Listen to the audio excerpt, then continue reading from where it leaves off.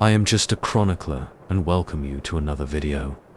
Since I know many of you watch to relax and fall asleep, I thought it would be nice if you left a comment telling me where you're listening from and if it's raining there. Don't forget to like the video and subscribe to the channel if you're enjoying the episodes. Now, it's time to get comfortable, relax, and begin. The cold hit me first. It wasn't the normal winter cold I knew from France. This was different, sharper, deeper. I stood at the gates of Beaufort Castle, my new post in the mountains of Lebanon. Snow was already falling. The fortress rose against the grey sky, its stones dark with age.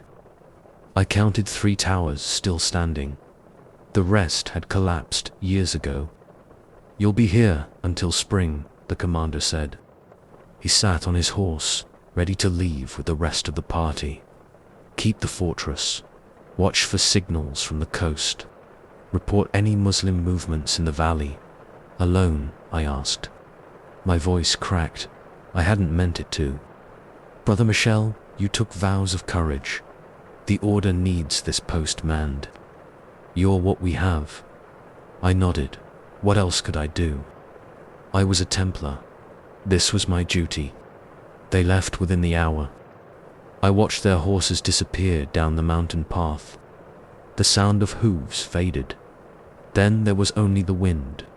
I did a full inspection of the fortress. My footsteps echoed on the stone floors. The main hall could hold 200 men. Today it held 1. The kitchen still had a good store of dried meat and grain. The well in the courtyard hadn't frozen yet. I found the chapel in the east tower. It was small but intact.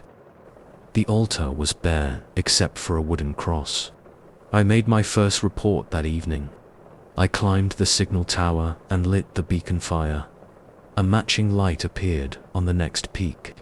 Message received. All clear. The first week passed slowly. I kept to a strict schedule. Dawn prayers in the chapel. Breakfast. Walk the walls. Check the valley for movement. Maintain weapons. Evening prayers. Signal fire. Sleep. Repeat. The singing started on the 8th night. I was in my bedchamber when I heard it. Male voices chanting in Latin. It came from the direction of the chapel. The sound was faint but clear. Gregorian chant, the kind we used in formal ceremonies. I grabbed my sword and ran to the chapel.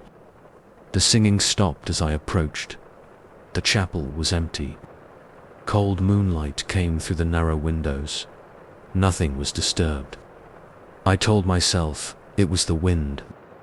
The fortress had many broken walls and empty halls. Wind could make strange sounds. But the next night, I heard it again. The same chanting. This time, I recognized the hymn, Dies Irae, the day of wrath. I ran to the chapel again. Empty. The 3rd night, I waited in the chapel. Hours passed in silence. Then, just after midnight, the singing began. It wasn't coming from inside the chapel. It was coming from beneath it. I searched the chapel floor. In the northeast corner, I found a trapdoor hidden under an old carpet. It took all my strength to lift it. Stone steps led down into darkness. I shouldn't have gone down alone, but I had to know.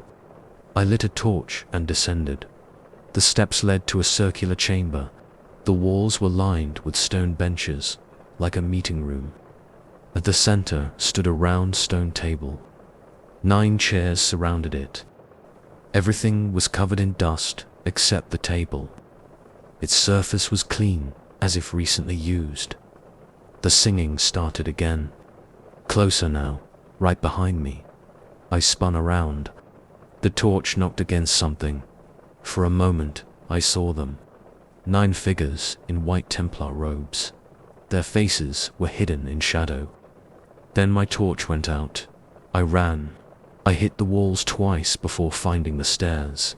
I slammed the trapdoor shut and barred the chapel door. I spent the rest of the night in my chambers, sword in hand. The next day, I examined the chapel in daylight. The trapdoor was gone. The floor was solid stone. I pulled up the carpet multiple times. Nothing. That night, the snow started. It fell for 3 days. The paths to the valley disappeared. I was truly alone now. No one could reach the fortress until the snow melted. The singing continued every night. Always at midnight. Always dies eerie. I stayed in my chambers after dark, but I could still hear them. On the 7th night, I noticed something wrong in the chapel. The painted figures on the walls had moved. The saint who had faced east now faced west. The angel who had pointed up now pointed down. Small changes, but I was sure. I had stared at those walls for hours during prayers. I started taking detailed notes of every painting's position. Each morning, more had changed. A saint would raise his hand. An angel would turn its head. A martyr would close his eyes. The changes formed a pattern. The figures were slowly turning to face the altar. Day by day, degree by degree, they were moving. The singing grew louder. I could make out words now. They were singing about judgment, about secrets revealed, about a final initiation. I stopped going to the chapel. I said my prayers in my chambers. I only left to light the signal fire each evening. But the lights on the other peaks had stopped responding. Perhaps the snow had forced those posts to be abandoned too. Last night, everything changed. The singing woke me at midnight, as usual. But it wasn't coming from the chapel. It was coming from every direction. The whole fortress rang with it. I buried my head under blankets. The stones of my chamber started to shake. The singing grew louder and louder until I couldn't bear it. Then it stopped. Complete silence. I heard footsteps in the corridor outside my door. Many footsteps, walking in perfect unison. Someone knocked. 3 slow knocks. A voice spoke. Old, deep. Speaking Latin with a strange accent. Brother Michel, the time has come. The final initiation awaits. More footsteps. Moving away. Heading toward the chapel. I'm writing this now by candlelight. The knocking has started again. 3 more knocks. The voice is calling again. They're waiting for me in the chapel. The true guardians of this fortress. The ones who never left. I know what I have to do. A Templar doesn't show fear. A Templar faces what comes. I'm going to open the door. I'm going to walk to the chapel. I'm going to learn what they've been waiting to teach me.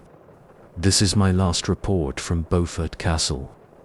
Let whoever finds this know that I kept my post. I maintained my watch. And when the final test came, I did not run. The knocking has stopped. They're waiting. I can hear the singing begin again. Story 2. The man fell at the gates of our scriptorium in Jerusalem.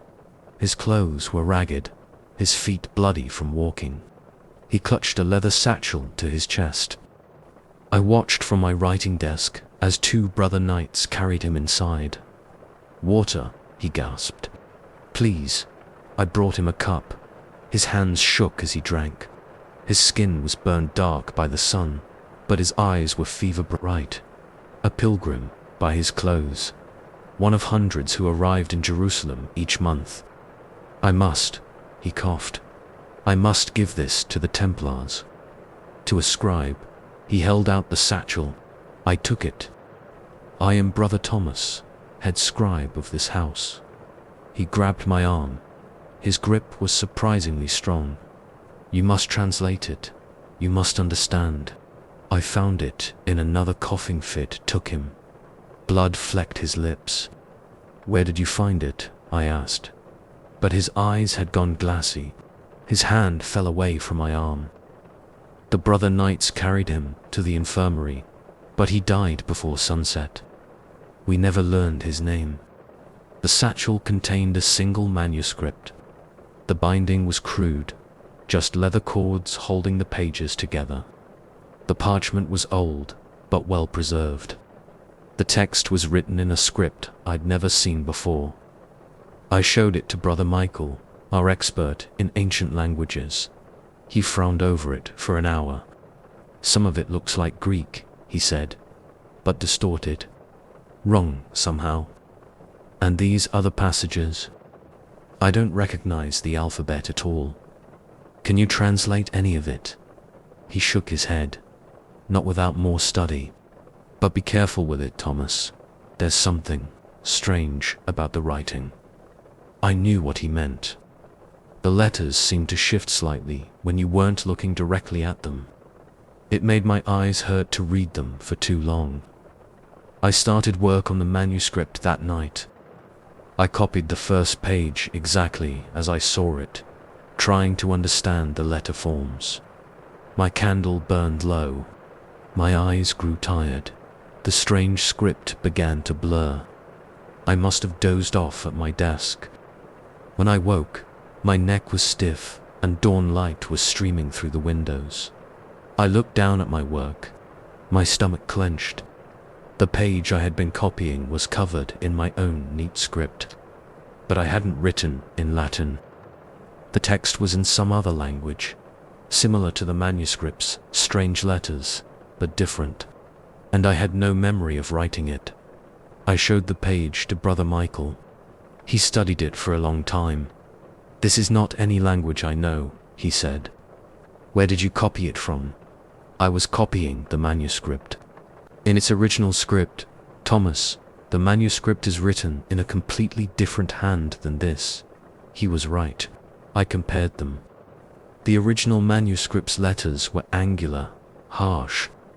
What I had written was flowing, curved, but both made my eyes hurt to look at them. That night, I tried again. This time I forced myself to stay awake. I copied each letter carefully, referring constantly to the original. My hand began to cramp. Sweat dripped onto the page, despite the cool night air. When I finished, I had filled 3 pages. The writing was in the same flowing script as before. Not at all what I had been copying from the manuscript. I checked my daily records, the simple journal all scribes keep of their work. The entries from the past 2 days were strange. Words in unknown languages were scattered through the Latin text. My own handwriting, but not my words. I needed to understand what was happening. I began studying the manuscript every night. Each morning, I found more pages filled with the flowing script. Each day, more foreign words appeared in my journal. After a week, I noticed something worse. Prayers I had known since childhood began to fade from my memory. The Lord's Prayer, the Ave Maria, simple prayers every Christian knows. I would start to recite them, then find I couldn't remember the words. But I could remember other words, words and languages I had never learnt. They filled my mind, pushing out everything else. Sometimes I caught myself muttering them under my breath. I tried to stop studying the manuscript. I locked it away in a chest. But the next morning, I found it on my desk, open to a new page, and more of the flowing script written in my hand. The other brothers began to avoid me. They crossed themselves when I passed. I heard them whispering that I spoke in strange tongues during meals, that my prayers in chapel were not prayers at all, but something else, something wrong. Brother Michael came to my cell 2 weeks after the pilgrim died. "Thomas, you must stop," he said. "This manuscript, it's changing you. The words you speak, they are not holy words. I need to understand it," I said. "The pilgrim wanted us to understand. Let me take it. We'll seal it away in the vault." "No," I grabbed the manuscript and held it to my chest, just as the pilgrim had done. My heart was pounding. I'm close to understanding. So close. Michael stepped back. Your eyes, Thomas. They've changed. I looked in my small mirror. My eyes were fever bright, just like the pilgrim's had been. That night, I understood at last.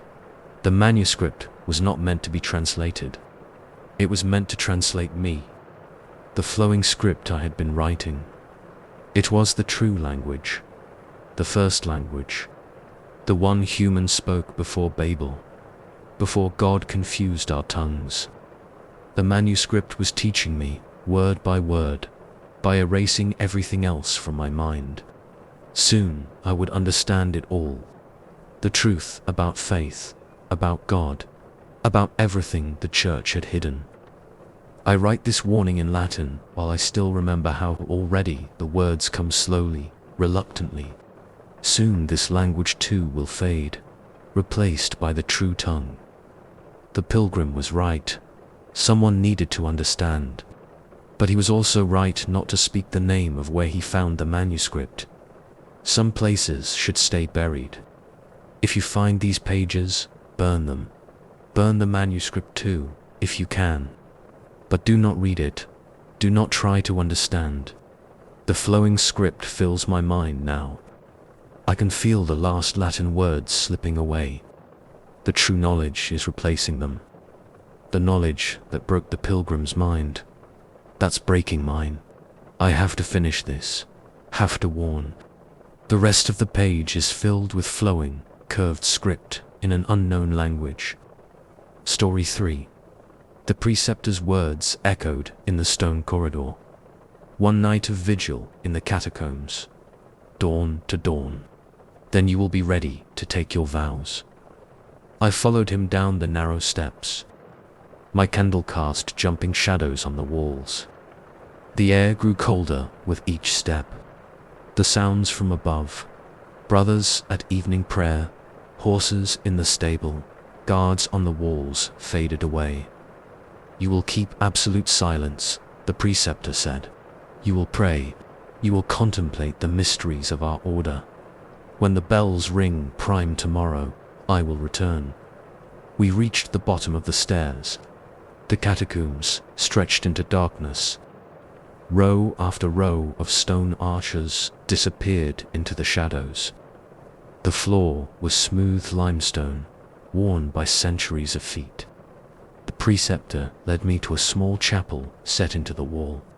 A wooden crucifix hung above a plain stone altar. 7 candles burned in iron holders. Kneel here, he said. Remember your training. Remember your prayers. And remember, complete silence. He turned to leave, then paused. One more thing, Brother Martin. No matter what you hear, no matter what you see, do not leave this spot until I return. Yes, preceptor. His footsteps faded up the stairs. A door closed heavily above. I was alone. I tried to focus on my prayers. The first hour passed slowly. I could hear water dripping somewhere in the darkness. The candle flames barely moved in the still air. The first whisper came just as the bells above rang Compline. It was too faint to make out words. A soft sound, like someone breathing words rather than speaking them. It came from the darkness beyond the chapel's light. I kept praying. Sweat ran down my back despite the cold. The whisper came again, closer. This time I could tell it was in Aramaic, the language of Christ. But the words were wrong somehow, distorted. My hands were shaking. I clasped them tighter together. The third whisper was directly behind me. Clear words now. Turn and see. I squeezed my eyes shut.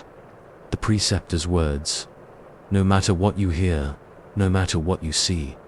The whispering stopped. The dripping water seemed louder in the silence. One of the candles went out. I opened my eyes. 6 candles now. The one on the far left had gone dark, though there was no wind to blow it out. Another whisper, different voice this time, older, deeper. Still in Aramaic, he is ready to learn. A second candle went out, then a third. My legs were cramping from kneeling, but I didn't dare move. Sweat soaked my robe. The air felt thicker, harder to breathe. In the darkness beyond the remaining candles, I saw movement, shadows deeper than shadow. They moved like men in robes, but too tall, too fluid in their motions. Another candle went dark. Only 3 left. The shadows were closer now. I could hear the soft brush of their robes on the stone floor. The whispers grew louder, more voices joining in. An entire choir of whispers, all in that twisted version of Aramaic. 5th candle out. 2 remaining. The shadows had reached the edge of the light. I could see them better now, though I didn't want to. Their robes were Templar white, but stained with age. Where their faces should have been, there was only darkness. The 6th candle died. 1 left. They stood around me in a circle. 7 shadows in white robes. 7 empty hoods turned toward me. The whispers were a constant stream now, flowing around me like cold water. The last candle flickered. I saw movement on the walls. The stone itself seemed to ripple like water. Images formed in the ripples. I saw Templars in ancient rituals, secret ceremonies in torchlit chambers, truths hidden from the church, passed down through generations of whispers. The final candle went out. Total darkness. The whispers stopped. For a moment, there was perfect silence. Then they began to sing. The song was beautiful and terrible. It made my teeth ache and my bones vibrate. The words were in no language I had ever heard, but I understood them. They sang of mysteries, of knowledge passed from master to initiate since the founding of the order, of truths that could never be written down, only whispered in darkness. My mind started to crack under the weight of understanding. This was why we kept vigil in the catacombs. This was the true initiation. The 7 shadows were my true teachers, as they had been teaching initiates for centuries. Light bloomed in the darkness. Not candlelight, a cold blue radiance that seemed to come from the stones themselves. In that light, I saw the shadows clearly at last. They were the first 7, the original Templar knights, who had discovered something in the ruins beneath Solomon's temple, something that had changed them, given them knowledge they could never share with Rome. One of them stepped forward. Its hood was empty of everything except that ancient, terrible knowledge. It stretched out a hand, waiting. I knew what it wanted, what they all wanted. This was the moment of choice. Take the offered hand and learn what they had learned, or refuse and leave the order forever. The hand waited. Empty hood tilted questioningly. I thought of my years of training, the prayers and ceremonies, the public face of the order that everyone saw, and I thought of the whispers I had heard among the older knights, the knowing looks they shared, the secrets they kept. I reached for the hand. The blue light flared. The singing rose to a crescendo that threatened to shatter my skull. Knowledge poured into my mind like molten metal. When the bells of Prime rang, the preceptor found me still kneeling at the altar. All 7 candles burned brightly. "Rise, Brother Martin," he said. "You have passed your vigil." I stood. My legs shook, but not from kneeling all night. From the weight of what I now knew. The preceptor looked into my eyes. He nodded slowly. "You saw them," he said. It wasn't a question. "Yes, and you understand now why we are what we are." "Yes, then welcome, truly, to the Order of the Temple." We climbed the stairs in silence.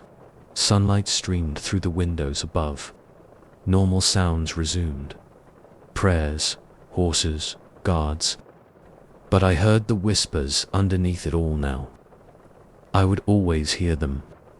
And when the time came, I would take my place among the shadows in white robes, waiting in the dark to teach the next initiate our truths. The truths that could only be whispered. Story 4. The master of the temple placed the reliquary in my hands. Small, bronze, no larger than a prayer book.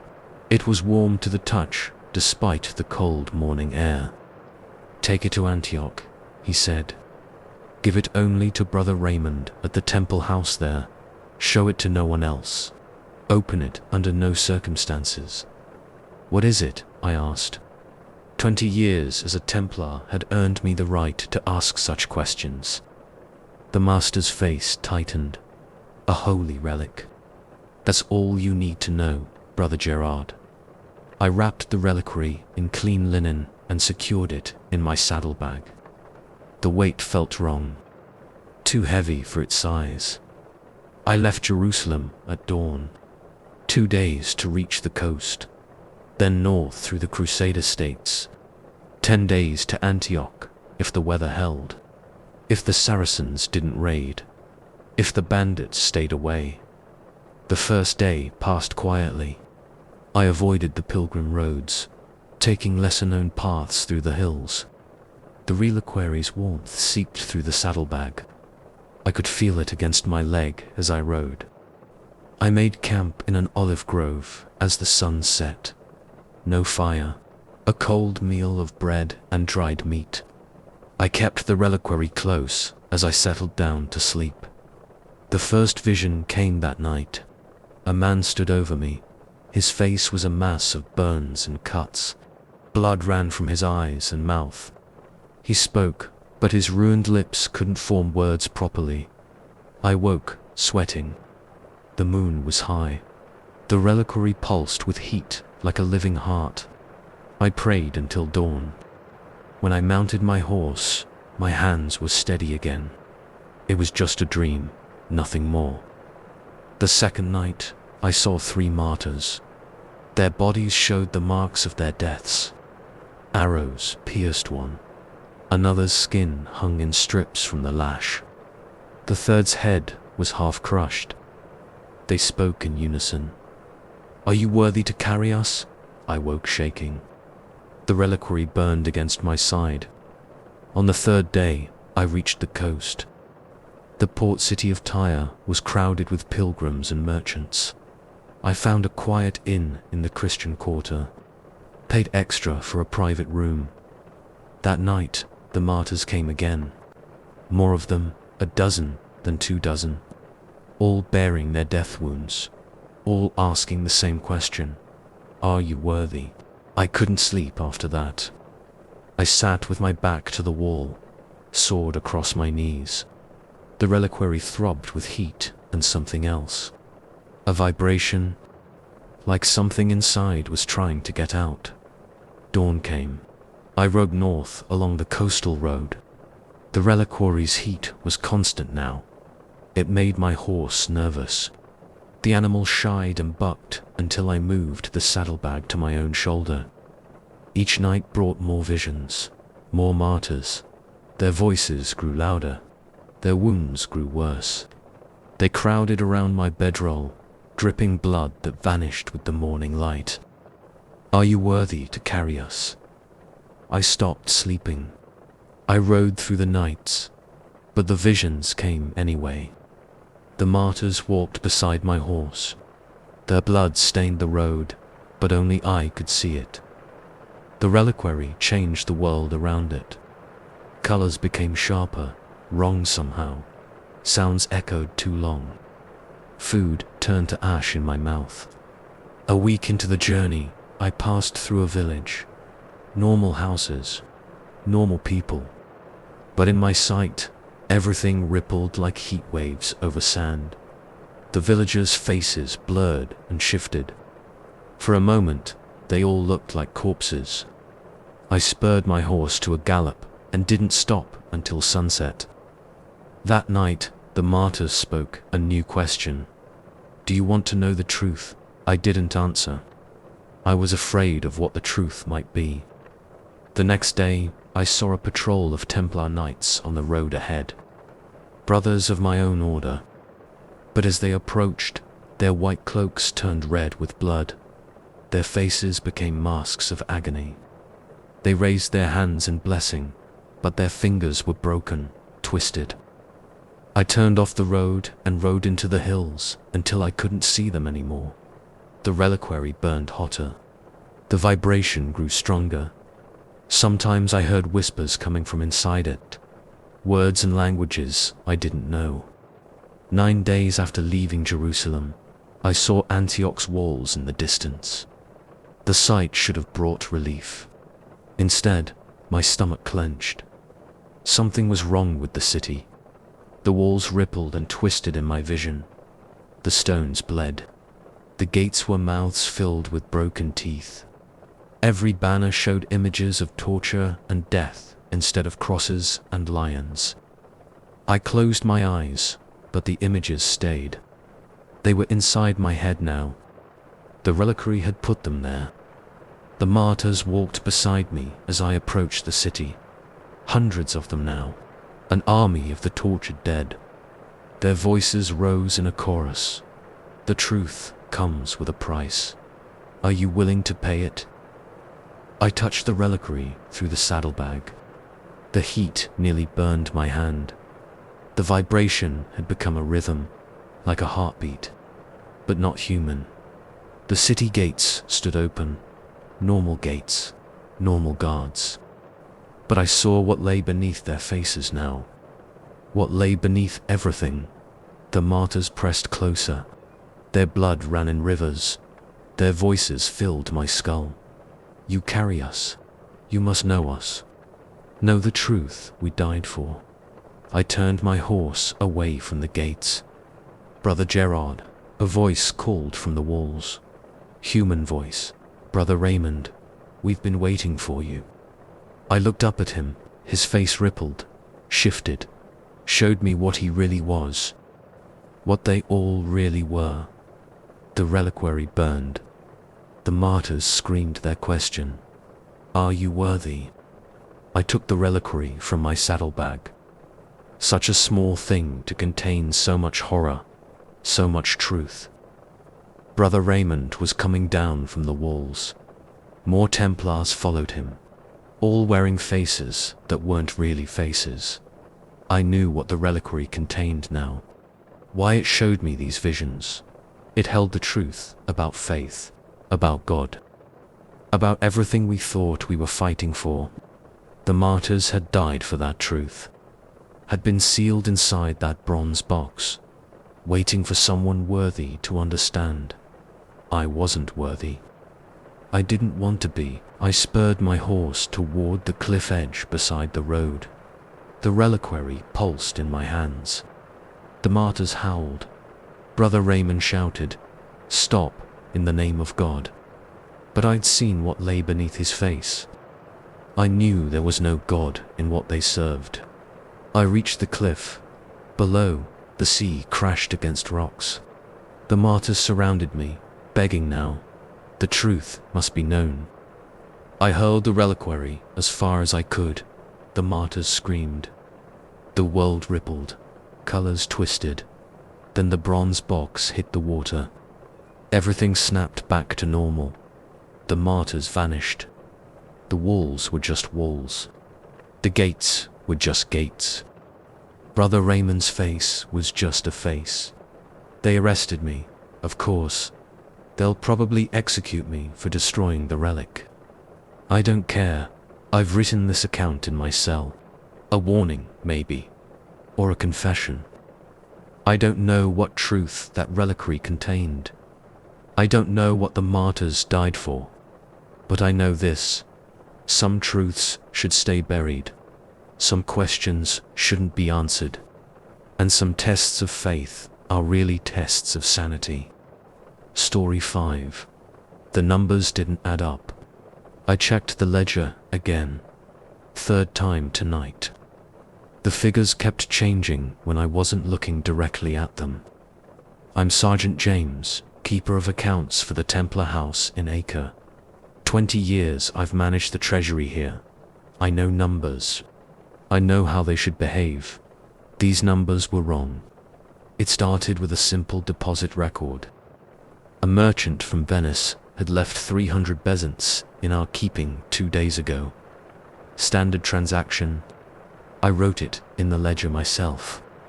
But this morning, the entry showed 400 bezants. In my own handwriting, I hadn't changed it. I called in Brother Mark, who had witnessed the deposit. How much did the Venetian merchant leave with us? 300 bezants, he said. I counted it myself. I showed him the ledger. Then why does this say 400? He frowned at the page. It says 300, Brother James. Are you feeling well? I looked again. He was right. 300 bezants. Just as it should be. I dismissed him. Clearly, I needed sleep. The treasury accounts were demanding work, especially during the pilgrim season. That night, I found more discrepancies. Small ones at first. A date changed by a day. An amount off by a few coins. Then bigger ones. A loan to a Crusader knight showed repayment received. But I knew he had died at Hattin 2 years ago. His debt was still outstanding. A deposit from a merchant house in Genoa was marked as withdrawn. But that family's entire trading fleet had been lost in a storm. No one had claimed their money. I spent hours checking old records. The changes were everywhere. Transactions with dead men. Withdrawals by lost caravans. Deposits from ships that had never reached port. My hands shook as I turned the pages. The numbers shifted and changed as I watched. Ink flowed like water across the parchment, forming new figures, new dates, new names. The next morning, I found Brother Mark dead in the treasury. He lay sprawled across the counting table. No marks on his body, no sign of violence. But his face was frozen in terror. His hands clutched an old ledger. I pried the book from his fingers. It was an account register from 20 years ago. The pages were filled with names I recognized. Merchants, knights, and pilgrims who had trusted their wealth to our keeping. All of them dead now. But according to the ledger, they were still making transactions. Still depositing gold. Still withdrawing silver. Still asking us to transfer funds between our houses across Christendom. I slammed the book shut. My chest was tight. Sweat ran down my back despite the cool morning air. They found Brother Mark's body, of course. The other brothers carried him away. They asked me questions. I told them he must have died in his sleep while working late. I didn't tell them about the ledger, about the moving numbers, about the dead men's accounts. That night, the first visitor came. I was alone in the treasury, checking records by candlelight. Footsteps echoed on the stone floor behind me. I've come to make a withdrawal. The voice was dry as old parchment. I turned. A merchant stood there. His clothes were rich but rotted. His flesh had the grey color of a drowned man. I recognized his face from the harbor market years ago, before his ship went down off Cyprus. He held out a hand. Seawater dripped from his sleeve. "My deposit, please," I ran. Locked myself in my cell until dawn. The next night, there were 3 of them. A knight with a crushed skull, still wearing armor stained with desert sand. A pilgrim with throat cut and eyes gone to dust. A banker from Florence, his fine clothes eaten by fire. They stood by my desk, waited, patient as only the dead can be. "Our deposits," they said together. "We've come to collect." I tried to pray. The words turned to ashes in my mouth. More came the next night. and the next. Dead depositors, arriving in ones and twos, then dozens. They filled the treasury by midnight. Their rotting hands held out their ledgers. Their empty eyes watched me work. I checked their accounts with shaking hands. The numbers danced and flowed. Each figure was correct down to the last coin. Death, it seemed, didn't cancel a Templar debt. I started paying them. What else could I do? I counted out bezants and diners, handed over silver and gold. Each transaction precisely recorded in ledgers that changed themselves in the dark. The living noticed nothing. Our accounts still balanced perfectly each morning. For every withdrawal by the dead, a matching deposit appeared from somewhere. The numbers always added up, but the dead kept coming, more each night. Soon the treasury couldn't hold them all. They filled the corridors, stood in the courtyard, waited in the chapel. All of them had trusted us with their wealth. All of them had died before collecting. All of them remembered. I haven't slept in days now. The numbers won't stop moving. The ledgers fill themselves with transactions I never recorded. The dead queue patiently outside my door. Last night, I saw Brother Mark among them, his face still frozen in that look of terror. He held out a ledger to me. "You need help with the accounts," he said. His voice was full of dust. "I'm writing this warning in the margin of today's ledger." The numbers flow around my words, trying to erase them. But some things must be recorded. The Order's wealth is not our own. Every coin carries a debt. Every transaction binds us. The dead remember their deposits, and they will collect. I hear footsteps in the corridor. Many footsteps. The door is opening. Brother Mark stands there. Behind him, the dead wait with their ledgers. "Time to balance the accounts," he says. The numbers are moving again, dancing across the page, each figure exactly correct. Death, after all, is the final audit. Story 6. The abandoned preceptory stood against the grey Byzantine sky. 3 days I'd ridden to reach this place. 3 days through empty villages and untended fields. Now I understood why. The building was wrong. Not ruined or damaged, just wrong. The stones didn't quite line up.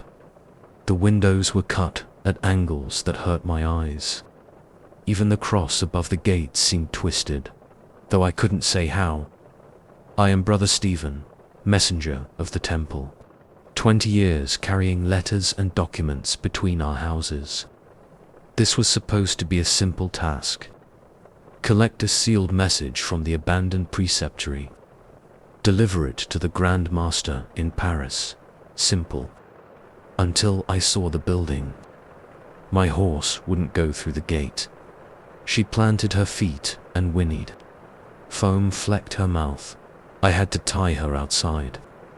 The courtyard was empty. No birds, no insects, no sound except my boots on the stones.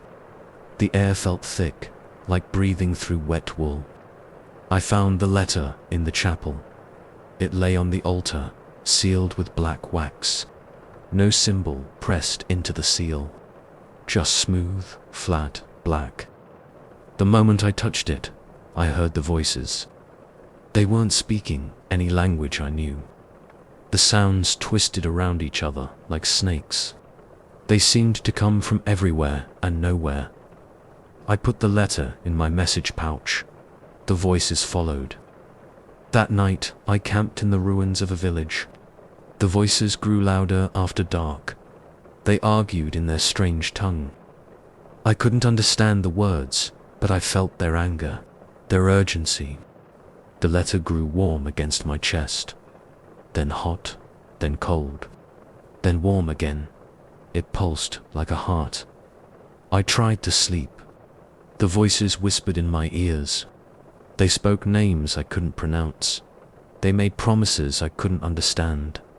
Dawn came. I hadn't slept. The letter was heavier than yesterday. My horse shied away when I approached. I had to blindfold her to mount.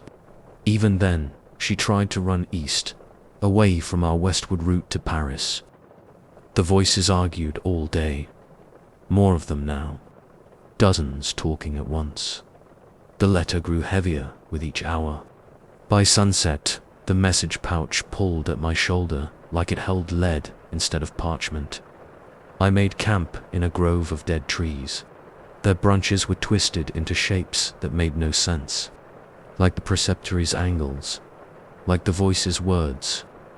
That night, I dreamed of the letter's contents. In the dream, I broke the seal. Black smoke poured out. It formed into letters I couldn't read. The letters crawled across my skin like insects. They burrowed into my flesh. They wrote themselves on my bones. I woke sweating. The voices laughed. The letter pulsed faster now, like an excited heart. The voices grew eager, hungry. My horse was dead. She lay twisted in her ropes, body bent at impossible angles. Her eyes were open, but they weren't eyes anymore. Just black pools that reflected nothing. I walked. The letter grew heavier with every step. The voices grew louder, more excited. Another messenger passed me on the road. Brother Daniel, who I'd known for years. He asked if I was ill, said my face looked wrong. I started to answer. The voices screamed over my words. The letter burned against my chest. Brother Daniel's face changed. His features flowed like wax. In their place, I saw things. Terrible things. Things that waited beyond the angles of that twisted preceptory. I ran. When I looked back, Brother Daniel was gone. The road was empty, had been empty all along. The voices laughed again. That night, I tried to destroy the letter. I built a fire, held the sealed message over the flames. The fire went out, not slowly, just vanished between one heartbeat and the next. I tried to tear it. The parchment was soft, but my fingers couldn't grip it properly. They slid off like it was made of water. I tried to bury it. The ground refused to open. My shovel bounced off dirt that had turned hard as steel. The voices mocked my efforts. The letter pulsed faster, grew heavier. I stopped trying to sleep, stopped trying to eat, just walked. West, always west.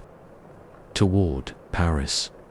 The voices filled my head with their twisted language. The letter's weight bent my spine. More messengers passed me. Brothers I'd known for years. But their faces were all wrong now. Their bodies bent at angles that couldn't exist. They spoke with voices that weren't voices. I started to understand their words. The letter wasn't a letter. It was a key, a door, a beginning. The black seal held back something old, something that had waited in that twisted preceptory since before the order, before the church, before everything.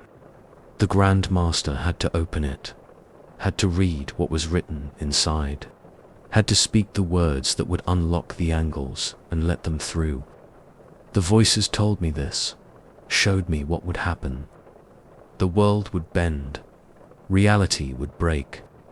Everything would become like that preceptory, like those faces, like those angles that hurt to see. I sit now in a roadside inn, writing this warning. My hands shake. The letter pulses in time with my heart. The voices sing their twisted songs. I understand now why the previous messenger died before reaching Paris, why the one before him went mad, why no one who carried this letter has ever delivered it. The voices say I'm almost ready, almost bent enough, almost twisted enough. Soon I'll be able to read the words myself. Open the door. Let them through. I won't let that happen. There's a well behind the inn. Deep. Dark. The letter is heavy enough now to sink forever. The voices are screaming. The letter burns. My bones try to bend away from what I'm about to do. But I am a Templar. I know what must be done. If you find this warning, pray for my soul. And if anyone ever asks you to carry a letter from that twisted preceptory, run. Story 7. The first strange reflection appeared 3 days after I arrived at the abandoned preceptory. I saw myself in a polished shield mounted on the wall. But the reflection wasn't right. The other me smiled when I didn't.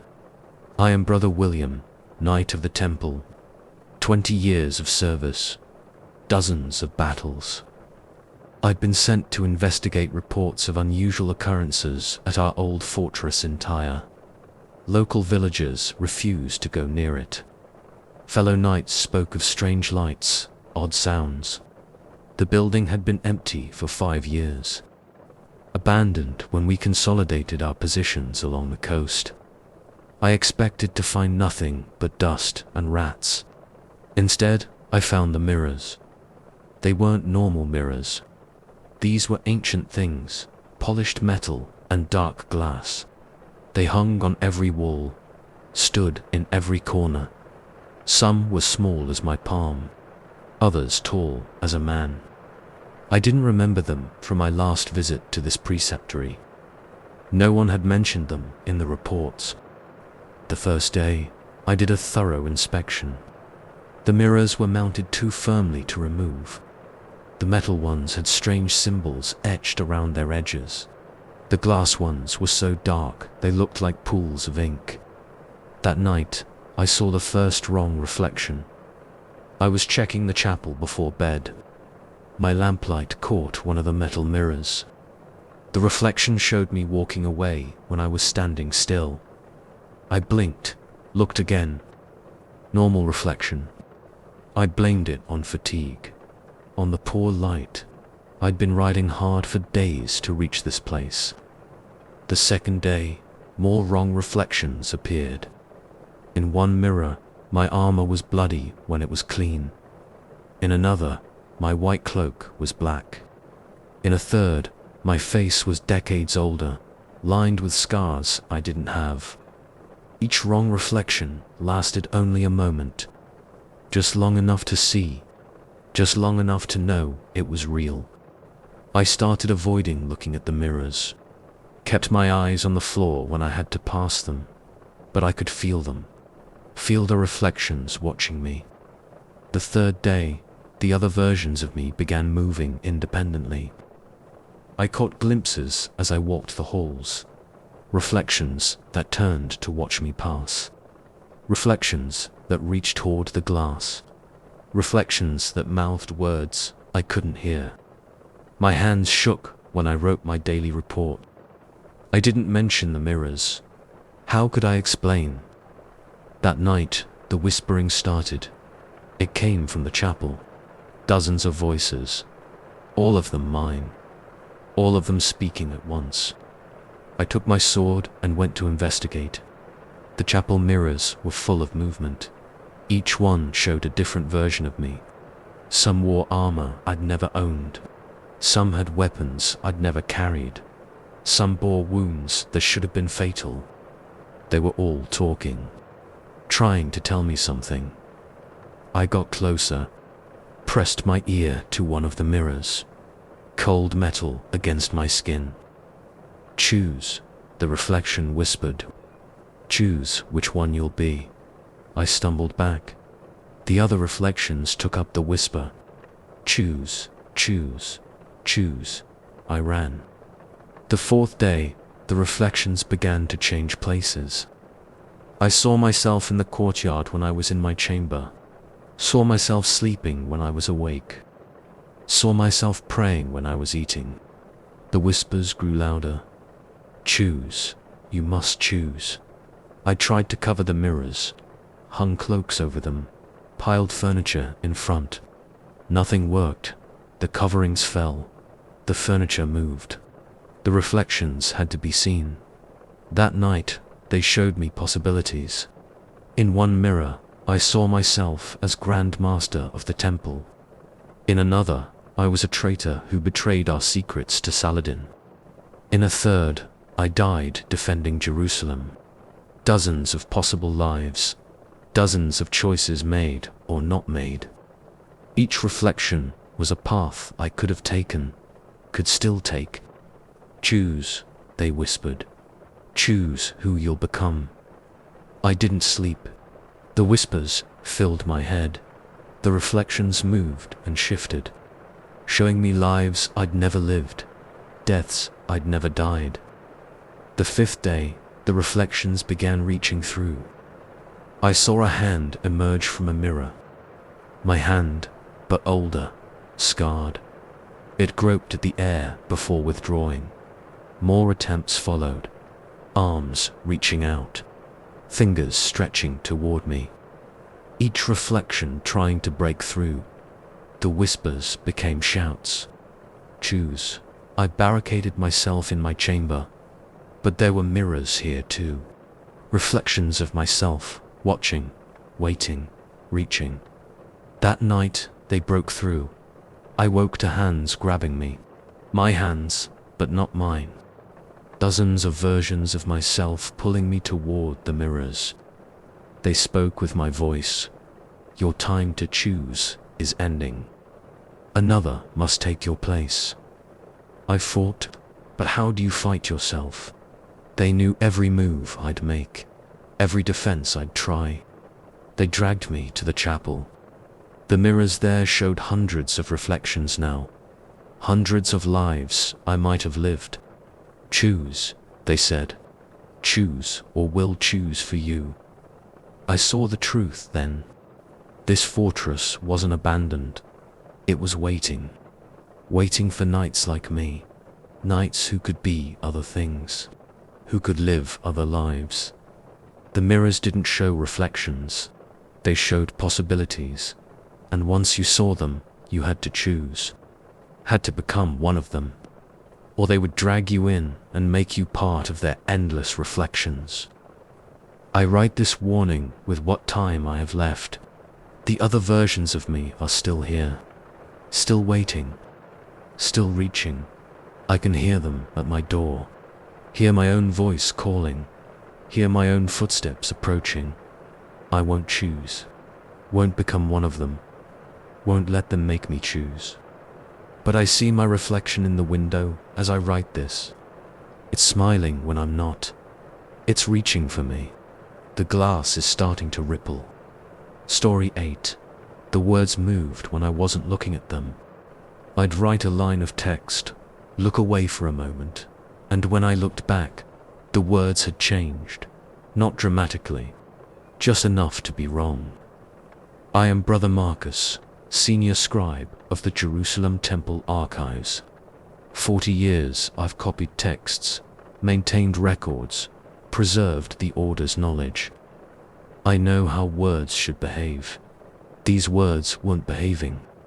It started with the old manuscripts from the library's lower vault. Simple copying work.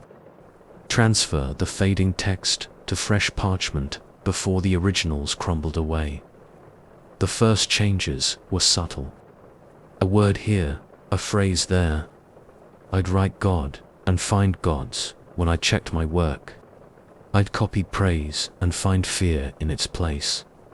I blamed my eyes at first. I'm old, the light in the scriptorium isn't good. But then I saw it happen. I wrote the word holy in clear black ink, watched the ink dry, looked away to dip my quill again. When I looked back, the word was hollow. The ink hadn't smeared, hadn't been altered. The letters had simply changed. I checked the original manuscript. The word there was shifting too, flicking back and forth between holy and hollow as I watched. My hands shook. I knocked over my inkwell. Black stains spread across the parchment like blood. When I cleaned up the spill, I found words written in the ink splatter. Words I hadn't written. Words in languages I didn't know. I should have reported it then. Should have told the Master of Archives. But I was curious. 40 years of copying other men's words. Now the words were writing themselves. I kept working on the manuscripts. The changes became more frequent, more substantial. Entire sentences rearranged themselves when I looked away. Paragraphs transformed from prayers into other things. I started finding my own notes in the ancient texts. Margin comments in my handwriting, written centuries before I was born. Corrections in my distinctive script on parchment that crumbled at a touch. The words began appearing outside my work. I found strange text written in the dust on my chamber floor. Saw letters crawling like insects across my walls at night. Woke to find my hands covered in ink, though I hadn't been writing. The other scribes noticed something was wrong. Brother Thomas asked why I was transcribing the manuscripts in unknown languages. I looked at my work. The neat Latin text I'd written had become spirals of alien script. I began hearing the words at night, whispers in languages that hurt my ears. The sounds formed shapes in my mind. The shapes wanted to be written. I used all my paper writing them down, then wrote on my walls, my floors, my skin. The Master of Archives found me like that, surrounded by text that crawled and shifted, words that glowed in the dark, scripts that burned the eyes. They confined me to the infirmary, tried to wash the words from my skin, but the text just moved beneath the surface, swimming through my flesh like fish in dark water. The whispers grew louder. The words wanted out, needed to be written, needed to be read. I broke out at night, went back to the scriptorium. The manuscripts were waiting. Now I understood what they were. Not just records or prayers or histories. They were alive, growing, changing. The words bred and multiplied in the dark, created new texts, new truths, and they'd been waiting for someone to read them properly, to write them properly, to let them become what they needed to be. I sit at my desk now, writing these words. My hands move on their own. The ink flows up from under my skin. The whispers tell me what to transcribe. The other scribes are coming. I can hear them at the door. They'll try to stop me, try to destroy the manuscripts. They don't understand. The words must be preserved, must be copied, must be spread. Look closely at this text. Watch what happens when you look away. See how the letters move, how they change. The words are alive, and now they're inside you too. The rest of the page is covered in shifting, impossible script. Story 9. The first sign was a footprint in the dust. My footprint, but I hadn't walked that path yet. I am Brother Nicholas. I broke my Templar vows. The details don't matter. Only the punishment does. A year of solitary pilgrimage, walking the road from Jerusalem to Santiago de Compostela, alone. The preceptor's words still rang in my ears as I left Jerusalem. Your path will show you what you need to see. I didn't understand what he meant. Not then. The first day was normal. Hot sun, empty road. 20 miles of walking with only my thoughts for company. I made camp at sunset in the ruins of an old caravanserai. That's where I found the first footprint. In the dusty courtyard, a clear print from a Templar boot, the same size as mine, the same wear pattern on the sole. I checked my own boots. The dust pattern matched exactly. Someone had walked here before me, someone wearing my boots. I told myself it was a coincidence. Other Templars wore similar boots. I wasn't the first penitent to walk this road. The second day brought more signs. An empty water skin by the road, the same type as mine. The same knife marks on the lever where I'd scratched my initials. A walking staff leaning against a wall. The same wood as mine. The same notch in the handle where I'd dropped it yesterday. A half-eaten loaf of bread on a stone. The same bread I'd packed in Jerusalem. The same way I always broke it, tearing instead of cutting. Someone was ahead of me. Someone who moved exactly as I did, ate as I did, rested where I would rest. The third day, I saw the campfire. It was just after dawn. Smoke rose from a sheltered hollow ahead, the kind of place I would choose to camp. I approached carefully. The fire was still warm. Beside it lay a Templar cloak, white wool, black cross, a tear in the hem that I'd stitched myself. My hands shook as I touched it. The cloth was warm. Someone had just been here. I walked faster that day, tried to catch up to myself. The idea made my head hurt. More signs appeared. More proof that someone was just ahead of me. Always just ahead. A scrap of parchment with a prayer written in my handwriting. A bloodied bandage wrapped exactly as I wrapped mine. Forced footprints in mud, matching my stride exactly. Each sign was fresh. Each trace was warm. Each mark could have been made minutes ago. On the fourth day, I saw him. A white-cloaked figure on the road ahead, walking exactly as I walked, stopping where I would stop, moving as I moved. I called out. He didn't turn, just kept walking. I ran to catch up. He stayed the same distance ahead, always visible, never reachable. That night, I saw his campfire, just like mine, in the exact spot I would have chosen. I watched from hiding. He sat with his back to me, white cloak, black cross.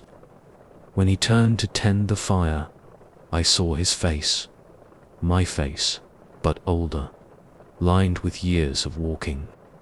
I ran into the dark, ran until my legs gave out, made camp in a place I would never choose, exposed, uncomfortable, wrong. He found me anyway. Another campfire appeared 100 yards ahead. Another white-cloaked figure. My figure. The fifth day, I understood. This was my penance, not just walking the road, but following myself, seeing myself, learning what I would become. More of me appeared. A figure 2 days ahead, younger than the first. A figure 3 days ahead, older still. They were all me, all walking the same road, each at a different point in the journey. I watched them make the same choices I would make, stop at the same places I would stop, say the same prayers I would say. They never spoke to me, never looked at me, just walked their paths, showing me what was coming. On the 6th day, I saw my death. The oldest figure, perhaps a year ahead on the road, fell in a distant mountain pass. I watched through my spyglass as bandits surrounded him, watched him fight, watched him fall. I changed direction that day, took a different road, one I would never choose. By sunset, I was back on the main path, had always been on it. The other mez was still ahead, still walking, still showing me what would be. You can't escape your path, can't escape yourself. The 7th day, they started catching up to me. A figure appeared behind me on the road, me from yesterday, walking where I had walked, sleeping where I had slept. Another behind him, me from 2 days ago. They were following me now. As I followed the ones ahead, each day brought a new one. Each night showed more campfires, ahead and behind. All of me, all walking, all watching. I write this warning in a roadside inn. Through the window, I can see them. White cloaks in the gathering dark.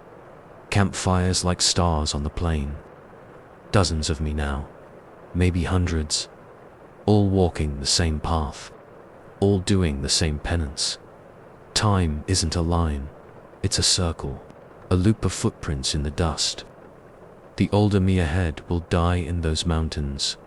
The younger me behind will write this warning. And I'll keep walking, keep following, keep being followed.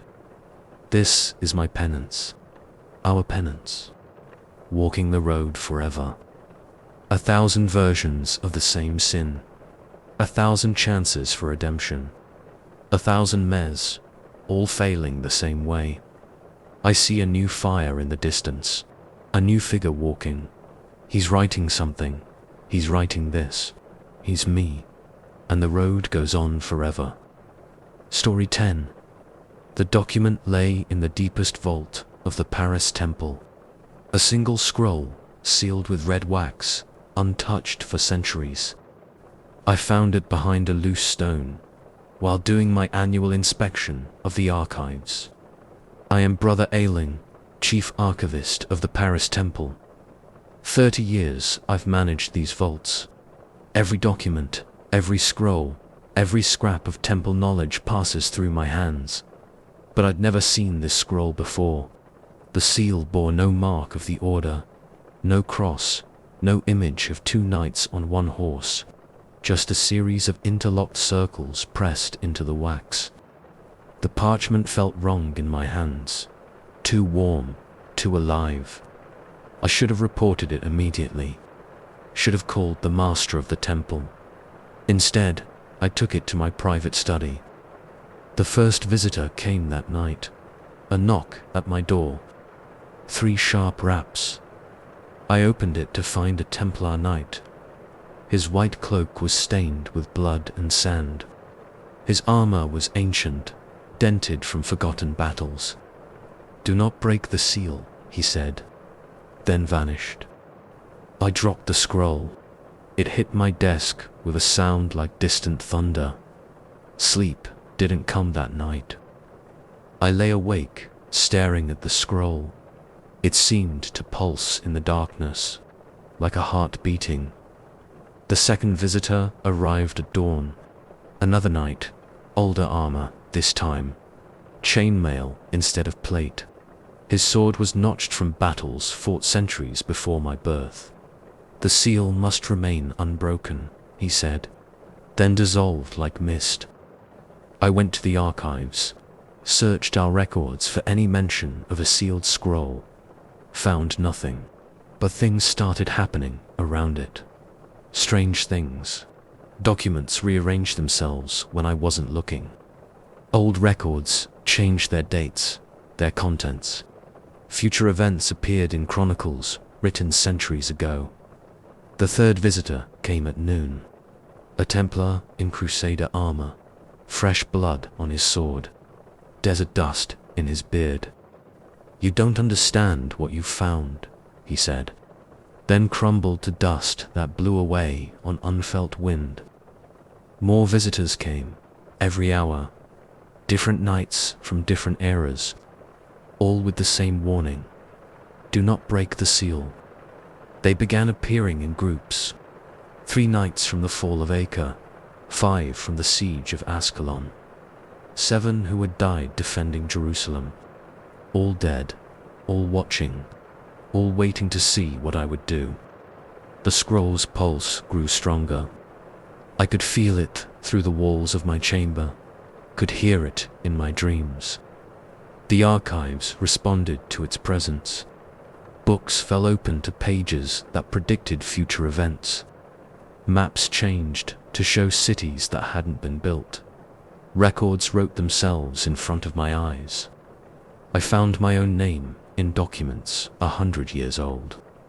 Found descriptions of what I would do, what I would find, what I would choose. The dead knights filled my chamber now. Dozens of them, centuries of fallen Templars. Their armor spanned the Order's entire history. Their wounds told stories of every battle we'd fought. They spoke in unison. The seal holds back what must not be known. But the scroll pulled at me, drew me to it. The parchment grew warmer, the pulse grew stronger. I found newer documents changing now, records of events yet to come, descriptions of the Order's future, our fall, our destruction, our end. The scroll knew. The scroll had always known. That's when I understood what I'd found. This wasn't just a document, it was a record of everything, past and future, written before time began, sealed until the right moment, until someone like me found it. The dead knights pressed closer, their voices urgent. The future must stay sealed. But I saw their faces now, saw what they were hiding. Fear. They hadn't come to protect me from the scroll. They'd come to protect themselves from what it would reveal. The seal pulsed like a living heart now. The wax gleamed red as fresh blood. The interlocked circles seemed to move, to spin, to dance. I reached for it. The knights surged forward, but they couldn't touch me, couldn't stop me. They were just shadows of the past. I was the present, the one chosen to open it. I broke the seal. The world shifted. Time cracked open like an egg. Past and future poured into my mind. I saw everything. The Order's beginning, the Order's end. Every secret we'd kept, every truth we'd hidden. The dead knights screamed. Their bodies began to change. Armor fell away, flesh melted. Their true forms emerged. They had never been knights, never been human. They were something else, something that had worn our shape, used our order, hidden behind our crosses and prayers. The scroll's contents burned into my mind. The truth about everything, about us, about them, about what was coming. I write this warning with what remains of my sanity. The things that were knights are still here, still screaming, still changing. The scroll burns on my desk. Its contents are writing themselves across reality. The archives are being rewritten. The past is being unmade. And the future is what they feared, what they tried to prevent, what I've just unleashed. The truth about the Order, about everything.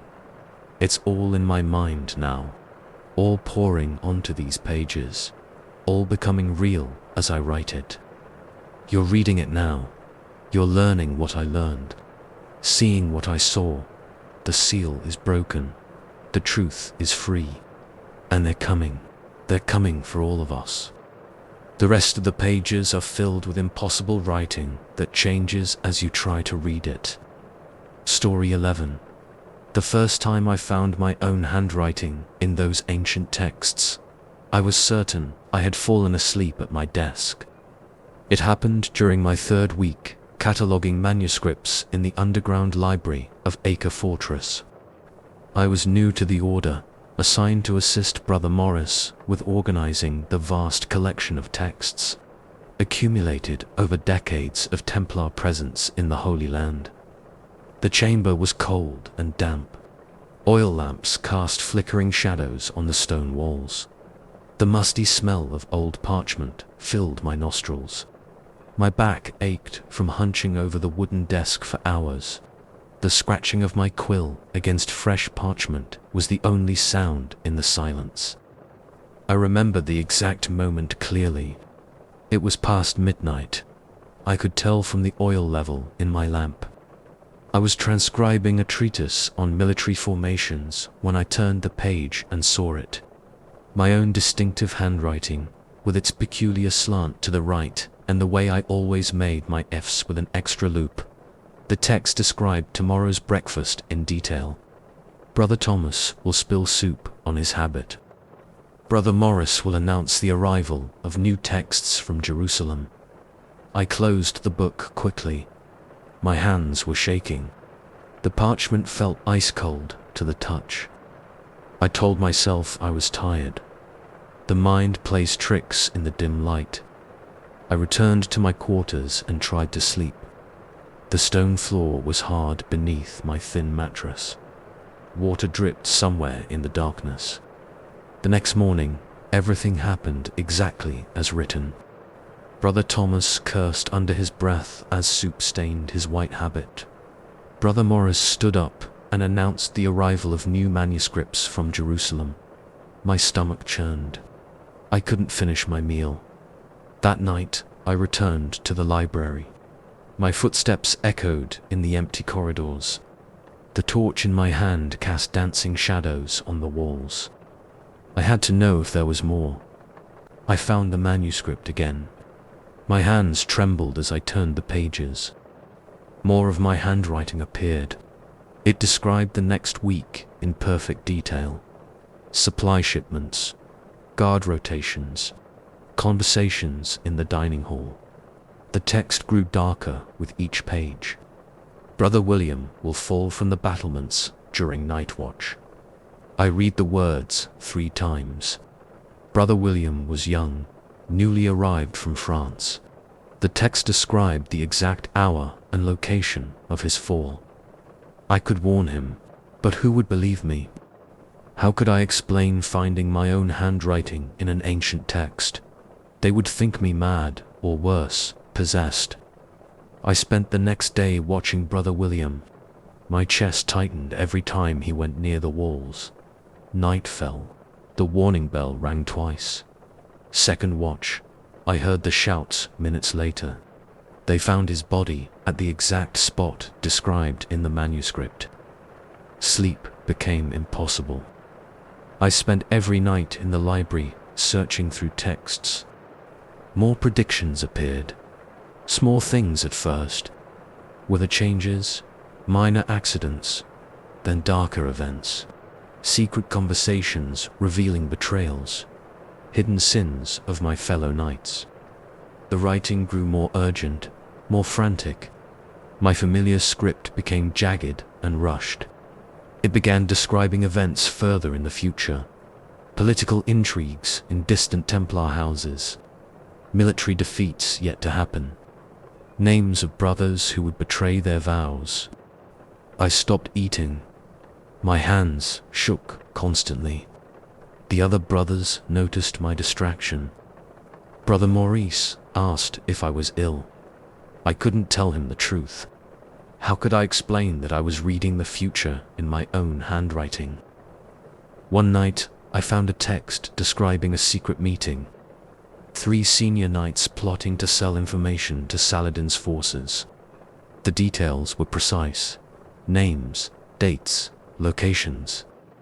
The manuscript stated they would meet in the lower chapel at midnight in 3 days. I had to act. But revealing this knowledge would raise questions I couldn't answer. I spent 2 days in agony, watching the named knights go about their duties. They showed no outward signs of treachery. On the 3rd night, I hid in the chapel before midnight. The air was thick with incense. Moonlight filtered through narrow windows. My heart pounded so loud I feared it would give me away. They came exactly as written. 3 shadows in white mantles. I heard every word of their treachery. When they finished, I stepped out of hiding.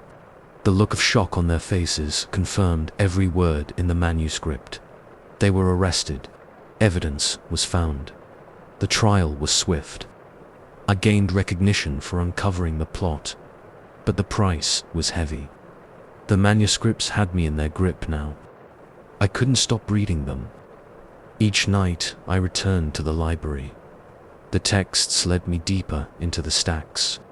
Ancient scrolls, forbidden books. My handwriting appeared in all of them, describing darker and darker futures. I read about coming wars, massacres, betrayals that would shake the order, the fall of cities, the deaths of kings. Every prediction came true, exactly as written. My hands bled from turning pages. My eyes burned from straining in the lamplight. The other brothers whispered that I was obsessed, possessed. They crossed themselves when I passed. Then I found it, the last text. My writing had become almost illegible, the letters twisted and malformed. It described my own death. Tomorrow, in this very library, every detail laid out with terrible precision. I write this now, in the final hours before dawn. My hand moves across the parchment of its own accord. The same slant to the right. The same looped Fs. The words flow without thought, describing events yet to come.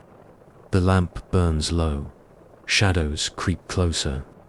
Soon Brother Morris will come looking for me. He will find this manuscript first. Then my body, slumped over the desk, quill still in hand. I understand now. I was never reading the future. I was writing it. Every word I transcribed became truth. The manuscripts didn't predict events, they caused them. And now I have become part of their terrible cycle. The lamp gutters, footsteps echo in the corridor. Brother Maurice always arrives at dawn. The manuscripts must be preserved. The cycle must continue. My quill scratches across the parchment one last time. The letter F loops just so. The truth flows from my hand. Tomorrow, a young scribe will be assigned to catalogue texts in this library.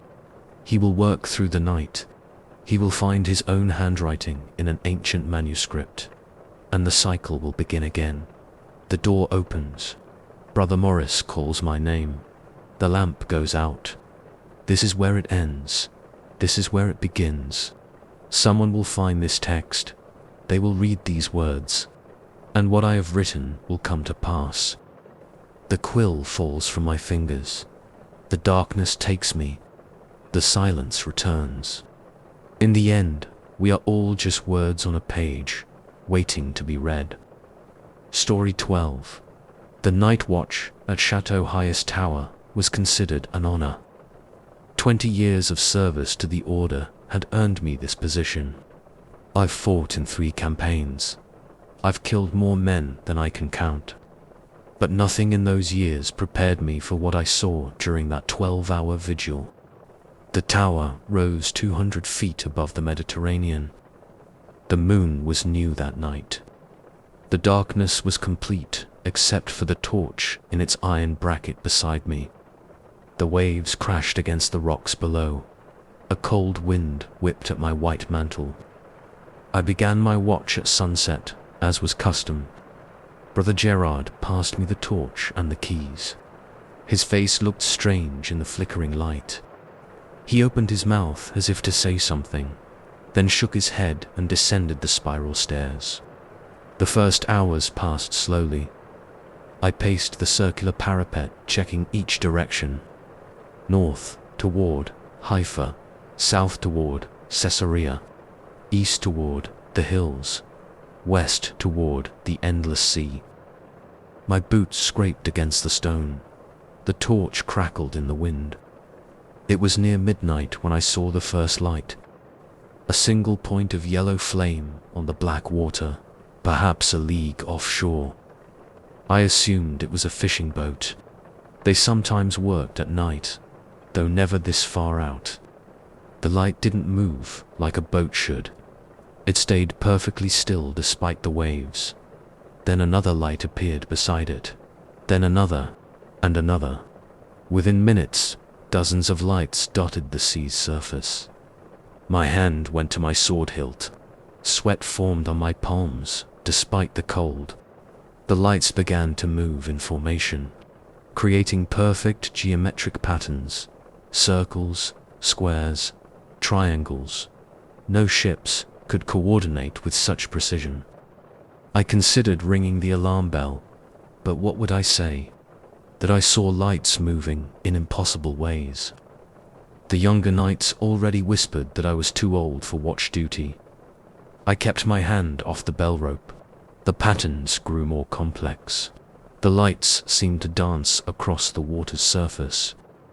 They formed lines and shapes that hurt my eyes to look at. My head began to pound. The torch beside me sputtered and dimmed. Then the lights changed. They shifted into a new pattern. I recognized it immediately. The battlefield at Hattin.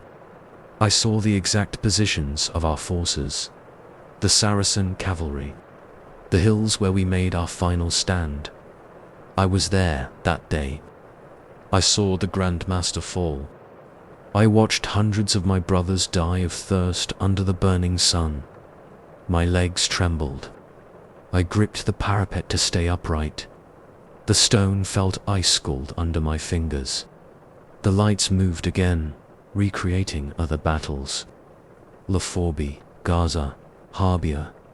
Every defeat, every retreat, every brother I couldn't save. The torch went out completely. I fumbled with my flint in the darkness, but my hands shook too badly to strike a spark. The lights on the water grew brighter. Their patterns became faster, more frantic. I saw Brother Thomas dying in my arms outside Jerusalem. I saw Brother Michael betraying our positions to Saladin's scouts. I saw myself running from the field at Almanzara, leaving wounded men behind. Every moment of cowardice, every broken vow, every failure, my chest tightened. I couldn't breathe. The lights spun faster and faster. I tried to look away, but they filled my entire vision. My ears rang with the screams of dying men, the clash of swords, the prayers of the fallen. Then everything stopped. The lights froze in place. They formed a new pattern, one I didn't recognize. It took me several minutes to understand what I was seeing. It was Chateau itself, our fortress, but not as it stood now. I saw our walls breached, towers crumbling, fires burning in the courtyards, bodies piled in the chapel. The details were perfect. Every stone, every window, every defensive position, but everything was wrong. Everything was destroyed. My legs gave out. I slid down against the parapet, the rough stones scraping my back. The lights pulsed slowly, like a heartbeat, like a countdown. I saw dates forming in the lights, times, names, lists of the dead and captured. A complete account of our fortress's fall. It would begin at dawn, 3 days from now. The initial assault would come from the sea. Our defenses would hold for 11 days. Then the eastern wall would collapse. The end would come on the 12th day. I watched it all happen in those lights. Every death, every mistake, every futile attempt to hold our position. I saw myself dying on these very stones, cut down while trying to ring the alarm bell. The same bell that hung silent beside me now. The lights dimmed slowly, one by one. The last one held steady for a moment, then winked out like a snuffed candle. The normal sounds of the night rushed back. Waves, wind, the distant cry of gulls. My torch sputtered back to life on its own. I didn't move until dawn. My joints were stiff from the cold. My throat was raw from breathing the salt air. Brother Jarrod found me still sitting against the parapet. He helped me to my feet without a word. I tried to warn them at morning assembly. I described the lights, the patterns, the vision of our defeat. The younger knights laughed. The veterans looked away uncomfortably. Only the commander listened, his face grave. He doubled the watch, ordered extra supplies brought in, posted more archers on the walls. But he couldn't change what I saw in those lights. You can't fight fate once it's written in fire on the sea. That was 3 days ago. Dawn is breaking now. The sea is calm. But I can see the ships on the horizon. Hundreds of them, their sails black against the rising sun, just as the lights showed me. I'm back in the tower. My sword is drawn. The alarm bell waits beside me. Soon it will begin, exactly as I saw it. The assault, the siege, the fall. But this time, I know how it ends. The first arrows are flying. Screams rise from the lower walls. The bell rope is rough under my hands. I know I'll die here in 11 days, trying to warn my brothers one last time. The lights showed me that too. But maybe that's why they appeared to me. Not to change what's coming, that's impossible now. But to make sure someone remembers, someone understands, someone knows the truth. I can hear fighting in the courtyard below. The chain rings as I pull the bell. Its sound drowns out everything else. The clash of steel, the screams of the dying, the thunder of siege engines. For a moment, there's only the bell's clear voice, calling our brothers to arms one final time. The door bursts open behind me. Steel flashes in the morning sun. The bell keeps ringing. This is how it ends. This is how it was always going to end. Just as the lights showed me that night on the tower, when the sea burned with terrible truth, the bell rings. The sword falls. The lights were right about everything. Remember us. Remember Ch. Remember what the lights foretold. The darkness takes me. The bell rings on. Story 13. The monastery stood alone in the Palestinian mountains. I'd ridden for 3 days to reach it, climbing steep paths where my horse could barely find footing. The winter wind cut through my mantle. My sword felt heavy at my side. I needed confession, and this was the only place remote enough that no one would know me. The gate opened without a sound. No one greeted me. The courtyard was empty except for dead leaves skittering across worn stones. My boots echoed on the flagstones. The chapel door stood ajar. Inside, the air was thick with incense. A single shaft of sunlight fell through a narrow window, illuminating dust motes. The wooden confessional booth waited in the shadows. Its dark oak panels were worn smooth by time. I knelt before the screen. The wooden kneeler creaked under my weight. I could see nothing through the lattice panel except darkness, no movement, no sound of breathing. But someone had to be there. The monastery always kept a confessor ready. Bless me, Father, for I have sinned. My voice sounded strange in the silence. It has been 3 months since my last confession. No response, just the hollow echo of my words. My knees ached against the hard wood. Sweat ran down my back despite the cold. Father, I whispered. Nothing. I started to speak anyway. The words came slowly at first, then faster. I told of minor sins first. Broken fasts. Moments of pride. Angry thoughts toward fellow knights. Still no sound from the other side. But I couldn't stop now. Heavier sins spilled out. The time I struck a servant in anger. The coins I kept from a merchant's payment. The lies I told to my commander. My throat was dry. My hands trembled. The silence on the other side of the screen felt different now, heavier, waiting. Then I heard it, a whisper. So faint I thought I imagined it at first. My own voice, coming from the other side of the screen, repeating my confessions back to me, word for word. My stomach lurched. I gripped the wooden partition. The whispers continued, speaking things I hadn't said yet, things I'd never told anyone. The night in Damascus, my voice whispered from the darkness. When you left Brother Michael bleeding in the alley, ice spread through my chest. I'd never spoken of that night, never written it down, never even allowed myself to think of it. He called for help. The whispers continued. You heard him. You kept walking. Stop. My voice cracked. The fire in the pilgrim's hostel. You knew the door was barred. You did nothing. My legs wouldn't move. The wood under my fingers felt like ice. The whispers grew louder. The letter you destroyed. The warning you ignored. The vows you broke in silence. Every secret, every hidden shame, every dark thought I'd buried deep inside. The voice knew them all. My voice, speaking from emptiness.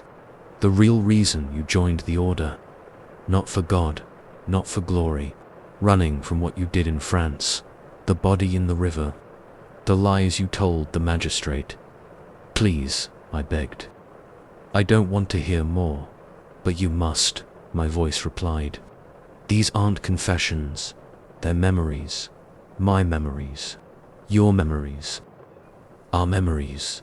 The darkness behind the screen shifted. Something moved closer to the lattice. I saw my own eyes staring back at me through the holes. Remember the cliff path in Antioch? The missing supplies? The poison in Brother Gerald's wine? I tried to stand. My legs wouldn't respond. The eye through the lattice blinked in perfect sync with my own. The secret meetings, the messages to Saladin's men, the gold you buried under the olive tree. Those weren't me, I protested. But even as I spoke, memories flooded back. Dark nights, furtive messages, coins heavy in my hands. Every sin, the voice continued. Every betrayal, every moment of weakness. I know them all because I am you. The you that hides behind prayers and penance. The you that whispers in the dark. The confessional grew colder. Frost formed on the wood beneath my hands. The eye through the lattice grew larger, filling the holes in the screen. Shall I speak of tomorrow? Of what you plan to do when you return to your command? Of the sealed orders in your saddlebag? Of how many will die because of what you've written? My teeth chattered. How can you know these things? Because I am your truth, your judge, your final confession. Something pressed against the other side of the screen. The wood bulged outward. I saw my own fingers pushing through the lattice holes, reaching for my face. Look at me, the voice commanded. Look at what you truly are. The screen splintered. I fell backward, scrambling away on hands and knees. The confessional door swung open, empty. Just a small wooden box with a dusty bench. No one there, nothing but a mirror mounted where the screen had been, cracked and clouded with age. My reflection stared back at me, but it moved differently, smiled differently, reached out with hands that weren't mine anymore. I ran through the chapel, across the courtyard. My horse was gone. The gate stood locked. The sun had set while I was inside, though it had been morning when I entered. Behind me, footsteps echoed on the stones. My footsteps, but I wasn't moving. My voice called my name, but I wasn't speaking. I found a gap in the wall, squeezed through, ran into the mountains. The moon cast strange shadows on the rocks. Every shadow had my face.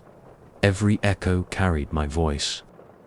3 days later, they found me in a cave. I was speaking my sins to the darkness, confessing to my own reflection in pools of rainwater. They brought me back to the fortress in chains. The commander listened to my ravings, searched my saddlebag, found the letters, discovered the betrayal I had planned, the lives I would have sacrificed. Now I sit in this cell, writing these words as penance, but I'm not alone. My reflection watches from the water bucket in the corner. My voice whispers from the shadows. The confession never ended. It will never end.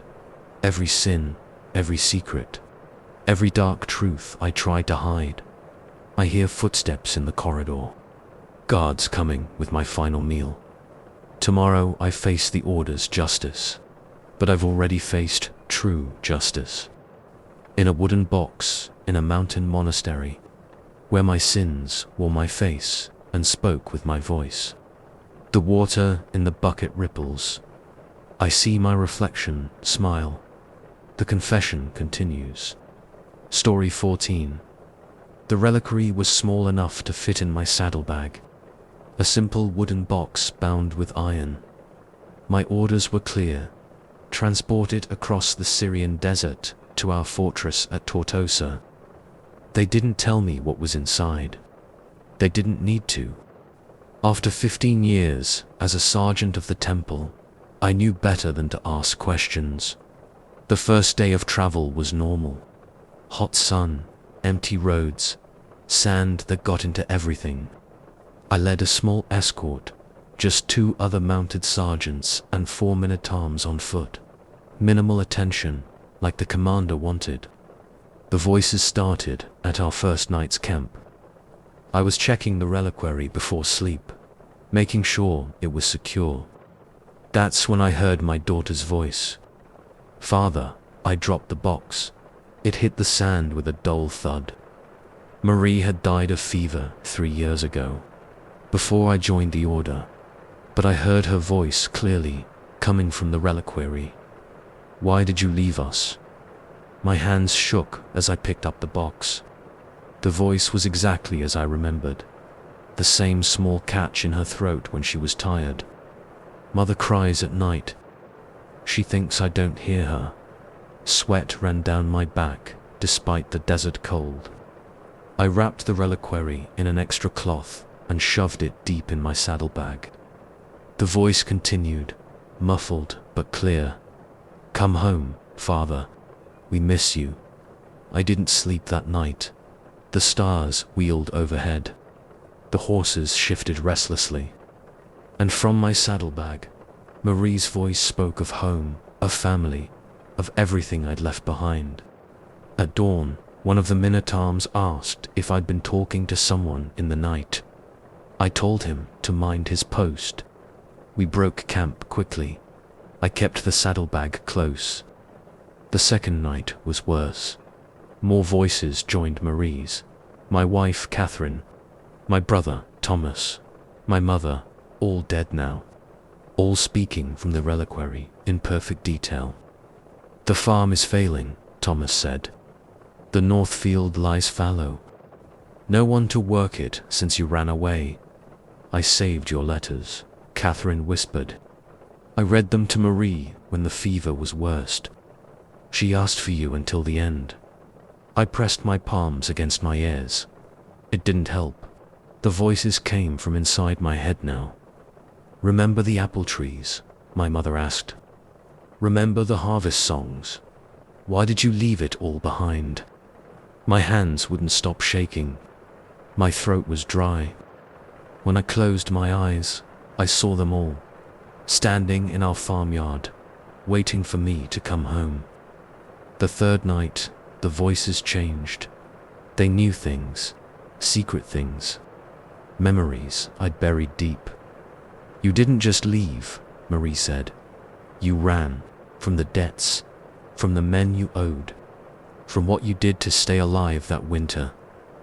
"Tell them about the grain merchant," Thomas whispered.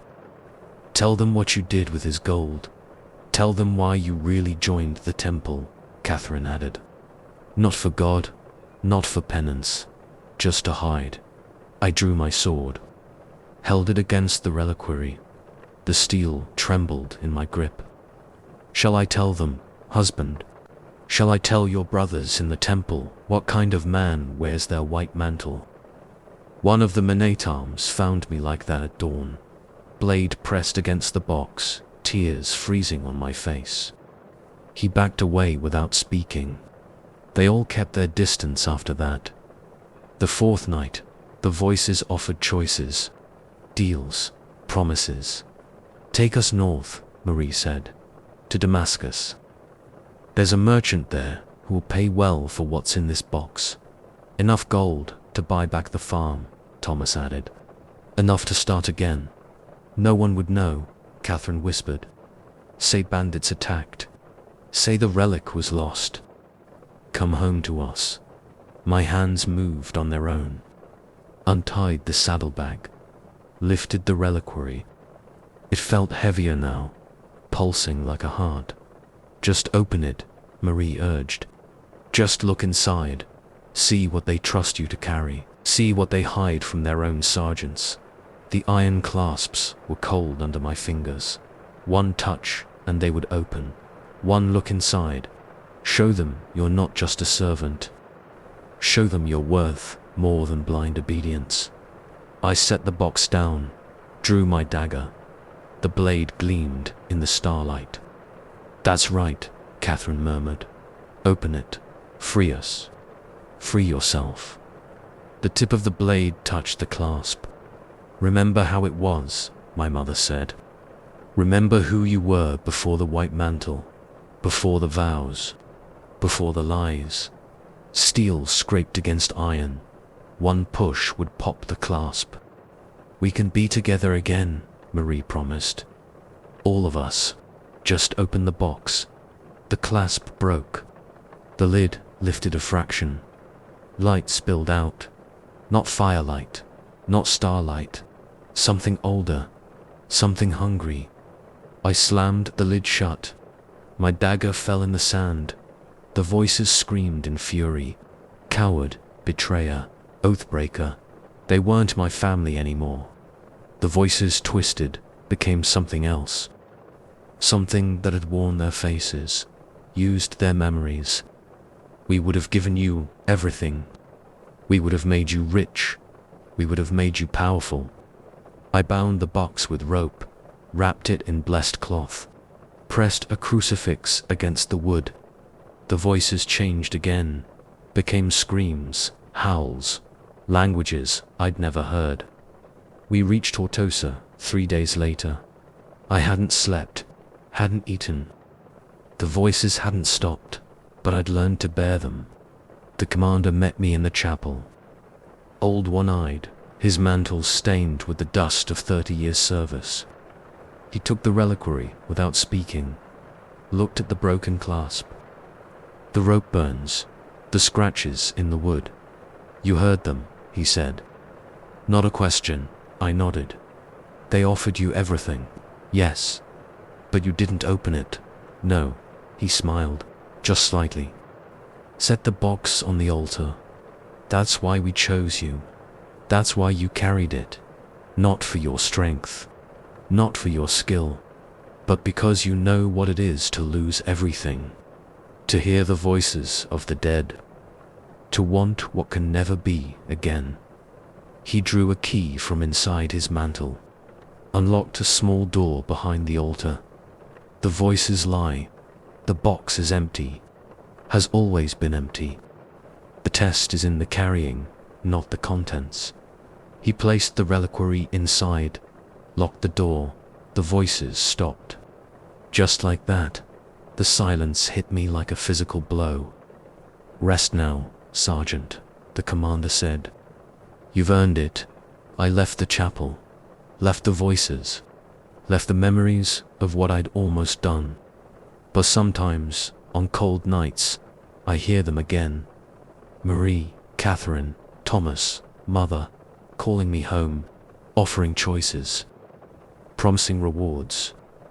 And I remember what the commander said. "The box is empty, the voices lie." But if that's true, why did he lock it away? Why do new sergeants carry it across the desert every year? Why do some never return? And why, in the deepest part of the night, do I still hear my daughter singing? The box is empty, the voices lie, but the temptation remains. Story 15. The banking house of the Temple in Paris closed its doors at sunset. That was the rule, had been for 50 years. I'd worked there for 15 of those years, managing accounts, arranging loans, storing valuables for pilgrims and merchants. We never made exceptions, until that night. The knock came as I was counting the day's receipts. 3 sharp raps on the heavy oak door. I ignored them at first. The winter wind rattled the shutters. The candles flickered on my desk. The knock came again, more insistent. I moved the money chest to the strong room, locked it. My keys clinked at my belt. The copper brazier gave little warmth against the February cold. The third knock made the door shudder in its frame. I grabbed my dagger, not the ceremonial one we wore for show, but the sharp one I kept under the counter. "The house is closed," I called out. "Return at dawn." "I've come to claim a deposit," a voice answered, male, elderly, speaking with an accent I couldn't place. "Made 100 years ago today." My hand tightened on the dagger. "Impossible. Show yourself at dawn. Check your records, Brother Jacques." February 12th, 1127. A merchant named Aldwin deposited 3 chests. "I've come to claim them." Ice spread through my chest. He'd used my name. I hadn't told him my name. "How do you know me?" "The same way I knew Brother Michel in 1177, and Brother Thomas in 1152, and Brother Edwin in 1127. Check your records." My legs moved on their own. I took the lamp from my desk. The archive room key felt cold in my hand. The records room smelled of old parchment and dust. Ledgers lined the walls, dating back to the founding of our order. I knew which volume one needed. Had studied it just that morning. The book was exactly where it should be. February 12th, 1127. The entry was written in faded brown ink. Received from Merchant Aldwin of Bruges. 3 chests sealed with iron bands. Contents undeclared. Payment of 1 gold mark for storage. To be claimed by bearer of matched seal after 1 century. My hands shook as I turned the page. There was more. Note by Brother Edwin. Merchant appeared aged beyond counting. Spoke with strange accent. Presented seal of curious design. God, have mercy on my soul. The knocking came again. Not from the front door now, from the archive room door. It was impossible. I hadn't heard footsteps. "Have you found it, Brother Jacques?" The voice was closer, just outside the door. "The seal," it continued. "Would you like to see it?" Something scraped under the door. A metal disc about the size of a coin. I picked it up. The metal was ice cold. The design matched the drawing in the ledger perfectly. "Open the door, Brother Jacques. Honor our contract." Sweat ran down my back. "Show yourself in daylight. Let me verify your claim properly, but it must be now. 100 years to the hour." That was the agreement. I checked the ledger again. There were more notes. By Brother Thomas in 1152. Merchant came at midnight. Showed seal. Spoke of previous visit. Left without claiming chests. Said time was not right. God protect us. And Brother Michel in 1177. He came again. Seal unchanged. Face unchanged. Said he would return in 1202. I write this as warning to my successor. Do not open the door. The handle turned by itself. The door remained closed, held by the lock.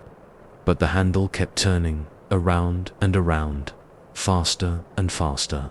"The chests, Brother Jacques." "Bring them out." My teeth chattered.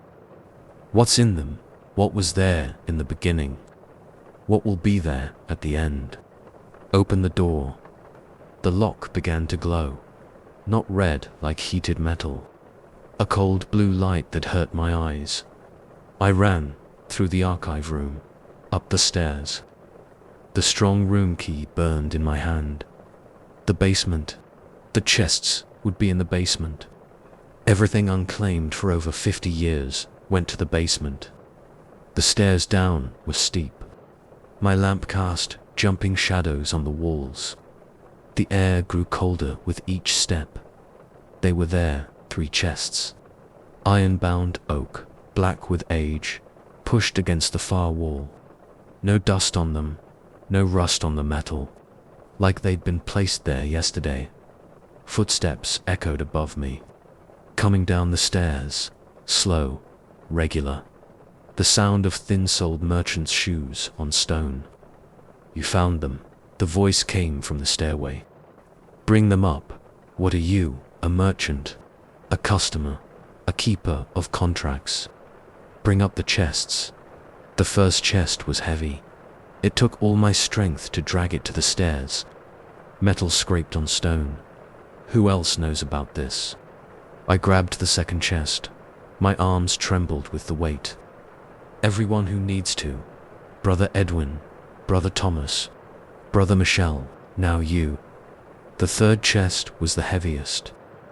Something shifted inside when I moved it. Something liquid.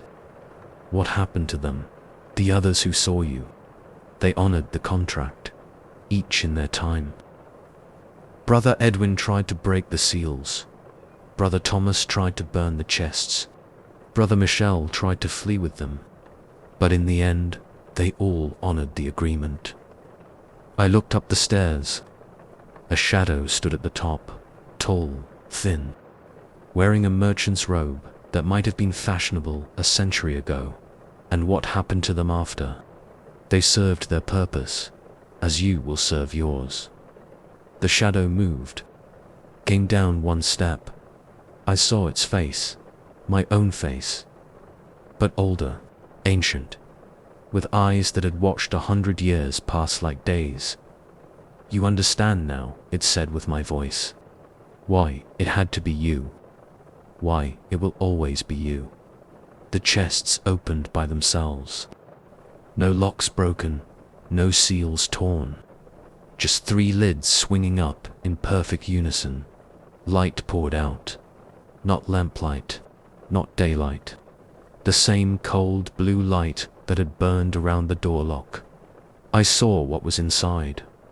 I saw why Brother Edwin went mad.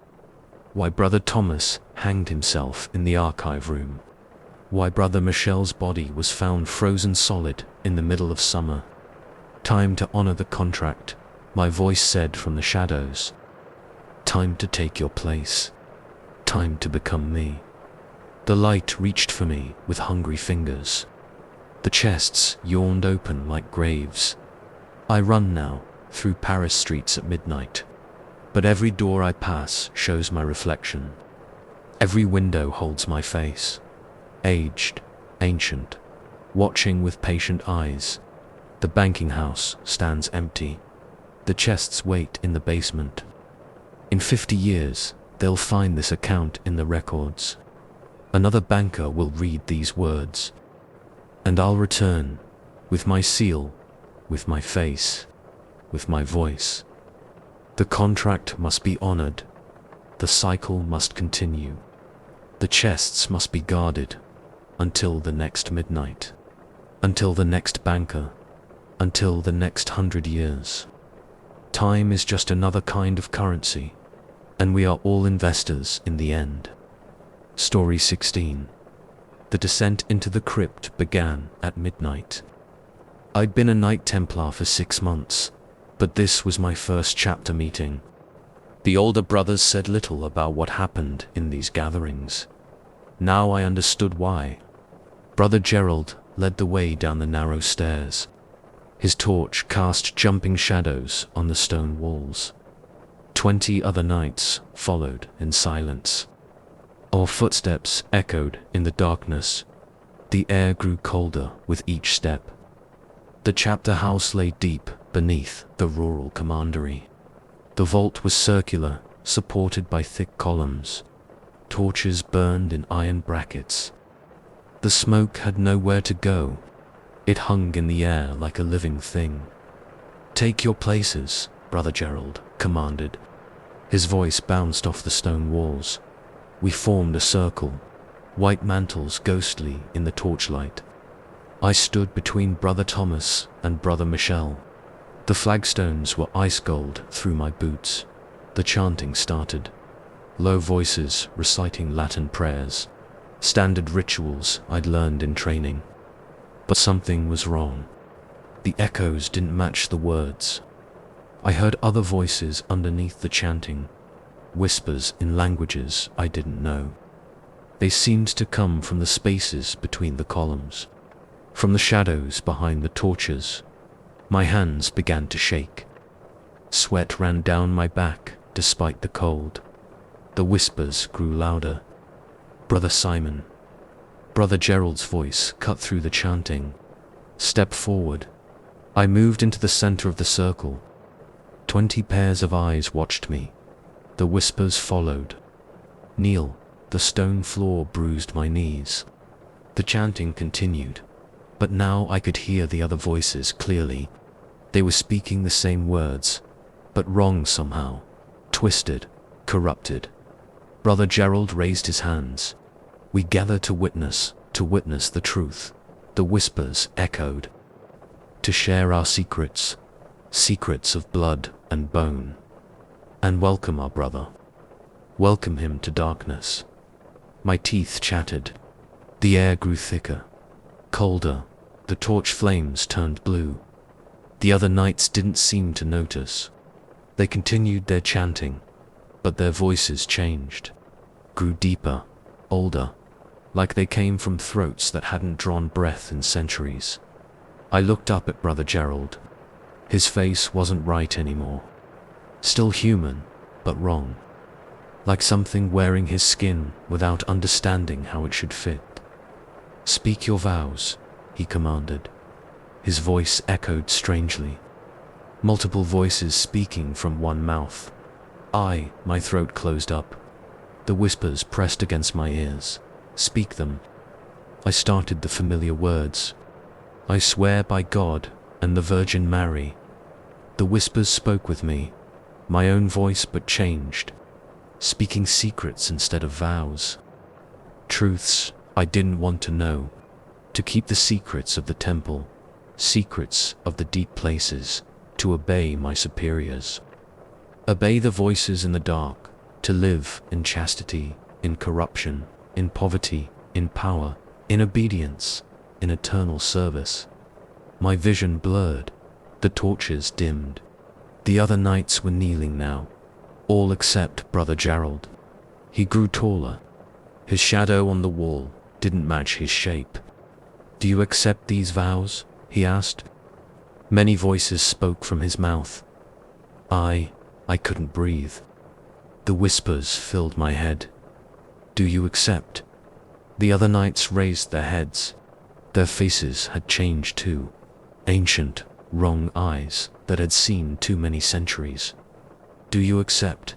The whispers reached a crescendo. I saw the truth then. What the temple really was. What these gatherings meant. Why the older brothers never spoke of them. Answer: yes. The word came out before I could stop it. My voice, the whispers, the echoes, all speaking together. Brother Gerald smiled. Too many teeth. "Then rise, Brother Simon. Rise and see." I stood. My legs shook. The world tilted. The knights hadn't moved. But they weren't the same men anymore. Their mantles were ancient, stained with old blood. Their faces were masks stretched over something else. Something that had always been here, in this vault, waiting. "Welcome to the true temple," Brother Gerald said. His voice was legion now. "Welcome to what we really are." The whispers sang in triumph. The torches went out one by one. "Open your eyes," the darkness commanded. "See what you've joined." I saw. God help me, I saw. The temple wasn't just an order of knights. The chapters weren't just meetings. They were gateways. Doors to somewhere else. Somewhere old. The whispers showed me everything. The real history. The true purpose. The price of membership. When the torches rekindled, the other knights were normal again.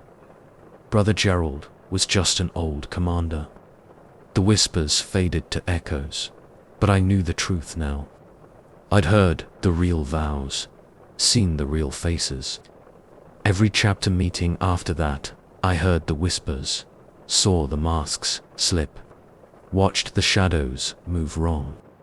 They say the temple's secrets died with the last Grand Master, that the knowledge was lost when they burned. But we're still here, still gathering in deep places, still speaking the true vows. Listen to the echoes in old stone walls. Watch the shadows in ancient chapels. The whispers are still there. And in every chapter house, in every midnight gathering, new brothers kneel, new voices join the chorus, new eyes open to the truth. I write this as warning, as confession, as invitation. The chapters continue. The whispers wait. The echoes remember.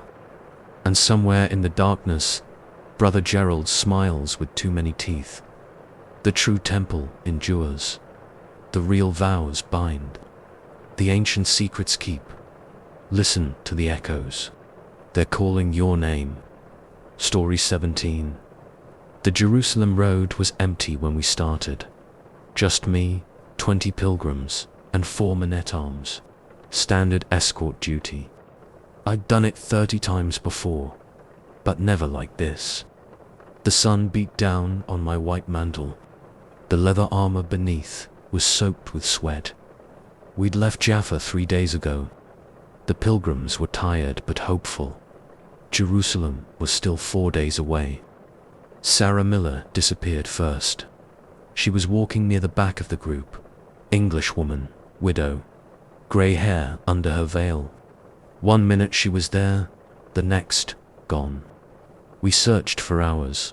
Nothing. No tracks in the dust. No sign of struggle. Just empty road stretching back to the horizon. We should turn back, Brother Thomas said. He was one of my men-at-arms, young, nervous. I shook my head. We press on. Keep the group tight. The pilgrims huddled closer. 20 pairs of eyes watched the empty landscape. The sun set. We made camp in a shallow valley. Sarah Miller walked into camp during the first watch. She stepped out of the darkness like she'd never been gone. "Where were you?" I demanded. She looked confused. "I've been here all along." Her clothes were clean. No dust from the road. No sweat stains. Her skin was cool despite the desert heat. I posted extra guards. Sleep came in fits. The stars were too bright.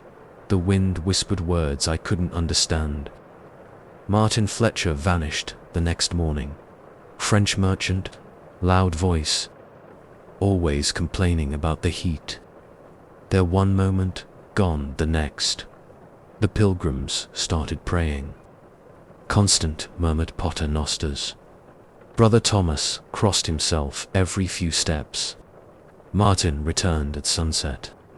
Walked out of the shadows between one step and the next.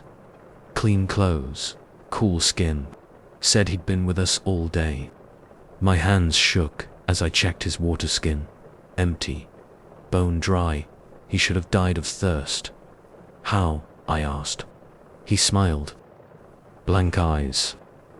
"I've been here all along." 3 more disappeared that night. Agnes, the baker's widow. John the carpenter.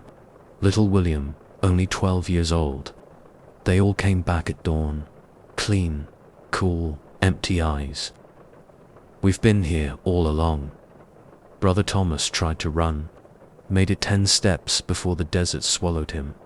Never saw him again. The pilgrims changed. The ones who had vanished and returned.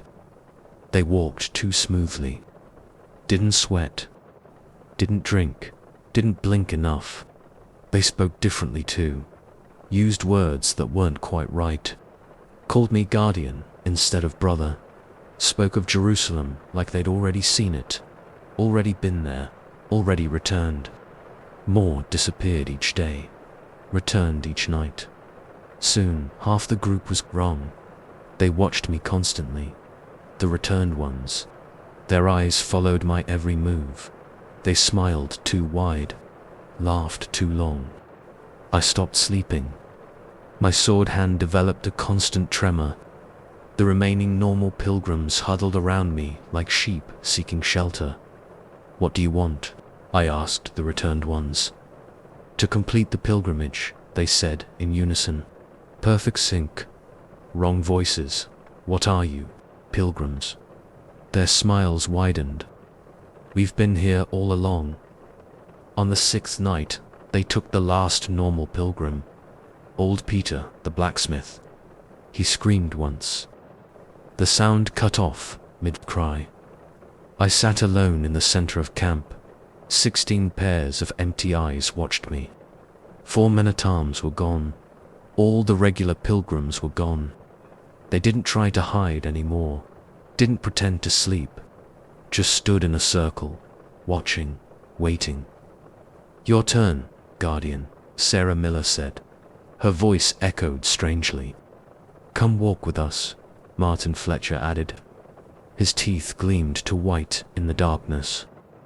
"We've been waiting for you," little William said. Child's voice from a thing that wasn't a child anymore. I drew my sword. The blade shook in my grip. "Stay back," they laughed. The sound was wrong, like rocks grinding together. "The sword won't help," Agnes said. "Ask Brother Thomas." "The way is open," John the carpenter said. "The true pilgrimage awaits." They stepped closer, perfect unison, empty eyes reflecting starlight. "Jerusalem is waiting," they said together. "The real Jerusalem." I saw it then, in their eyes. The city they meant, not the Jerusalem of stone and earth. Something older, deeper. A place that had been waiting since before the first crusader set foot in the Holy Land. "Join us, Guardian." Sarah Miller reached for me. Her hand passed through my sword blade like smoke. "Walk the true path." I ran, dropped my sword, left everything behind. Just ran into the night. They followed, not hurrying, walking in that smooth, wrong way. Their voices carried on the wind. "You can't escape the pilgrimage. The way is open. We've been here all along." I ran until my legs gave out, until my lungs burned, until the stars spun overhead. When I looked back, they were gone. The road was empty in both directions. But they're still out there, walking the pilgrim's route, waiting for travelers, waiting for guardians, waiting to show them the true Jerusalem. I reached the city yesterday, the real one, the one of stone and earth, made my report to the commander. "Bandits," I said, "took the whole group. Nothing I could do." He nodded, wrote it in his ledger. "Another lost pilgrimage. But sometimes I see them, in the crowds, clean clothes, cool skin, empty eyes. Sarah Miller, buying bread in the market. Martin Fletcher, drinking at the inn. Little William, playing in the streets. They see me too. Smile those wrong smiles. Wave with 2 smooth motions. "Join us, Guardian," they whisper as I pass. The true pilgrimage never ends. I've requested a new assignment, something far from the pilgrim roads, far from Jerusalem, but I know it won't matter. They'll find me eventually, show me the way, the true path, the real Jerusalem. They've been here all along, waiting, watching, walking, and somewhere on the desert road, another group of pilgrims is about to disappear. The way is open. The pilgrimage continues, and their empty eyes are watching, always watching. Join us, Guardian. We've been here all along. Story 18. The archive room in the Paris Temple was my sanctuary for 12 years. Rows of shelves filled with documents. The smell of old parchment and wax.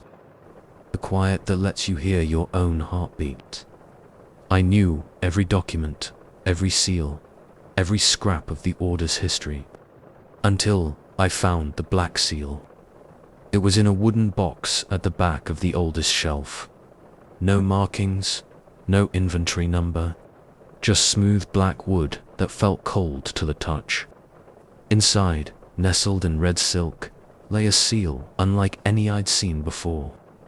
The metal was dark, not silver or lead, but something else. The design showed the temple's crossed keys, but wrong somehow, reversed, twisted. The Latin inscription round the edge was backwards, mirror writing that made my eyes hurt. I found it on a Tuesday. Remember that clearly. Brother Michel had brought fresh candles. The autumn rain drummed on the roof. My fingers trembled as I lifted the seal. The metal was ice cold, colder than it should be. It seemed to pull heat from my hand. A drop of blood welled up where the edge nicked my thumb. That's when it started. The blood touched the seal's surface, spread out in thin lines, formed words in perfect script. Press to reveal truth. My throat went dry. I should have reported it immediately, should have taken it to the commander. Instead, I took a fresh piece of parchment from my desk. The seal left no impression in the wax. But when I pressed it to the bare parchment, words appeared, written in blood-red ink that seemed to well up from inside the page itself. Names, dates, secrets, things I couldn't know, shouldn't know. Brother Thomas's midnight meetings with Saracen merchants, Sister Marie's hidden letters, the commander's private accounts. Every secret in the temple bleeding onto the page. My hands shook as I read. Sweet Christ, the things it revealed. Conspiracies, betrayals, hidden treaties, forbidden rituals in forgotten chapels. I burned the parchment. The smoke smelled wrong, like copper, like blood, but I couldn't stop. The next day, I tried again. New parchment, new secrets. The seal grew warmer with each use. The words it revealed became darker, older. I learned why certain chambers in the old temple were sealed, why we never speak of the first Grand Master's final days, why some ceremonies are performed only at midnight, in total darkness. The secrets went back centuries, to the temple's founding. 2 things found beneath the ruins of Solomon's temple, to knowledge that should have stayed buried. My dreams changed. I saw the secrets taking shape in the darkness, heard whispers in languages that hurt my ears, woke with bloody fingerprints on my pillow. Brother Michel noticed the change in me, asked if I was ill. I couldn't tell him why my hands shook, why I jumped at shadows, why I couldn't look at the temple's official seals anymore, knowing what lay behind their pristine surfaces. A week after finding the seal, I pressed it to parchment again. The words that appeared were different, personal, terrible, my own secrets, things I'd never told anyone, things I'd never even admitted to myself. The true reasons I joined the order, the things I'd done before taking my vows, the thoughts that came in the dark hours when faith felt furthest away. I threw the seal across the room. It hit the stone wall with a sound like breaking glass. But when I looked, it was unmarked, waiting, calling. That night, someone used the seal while I slept, left messages scattered across my desk. Secrets about me that no one could know, that no one alive remembered. The next night, more appeared. My childhood sins, my hidden shames, my secret fears, all written in that same blood-red script that seemed to squirm on the page. I stopped sleeping, spent nights in the archive room watching the seal. It lay quiet in its box, waiting. Sometimes I thought I saw it move, slightly, shift position when I wasn't looking directly at it. Brother Michel found more messages yesterday morning. Records of impossible things, truths that couldn't be true. He took them to the commander. They came for me at sunset. The commander, 2 armed sergeants, their faces were grim.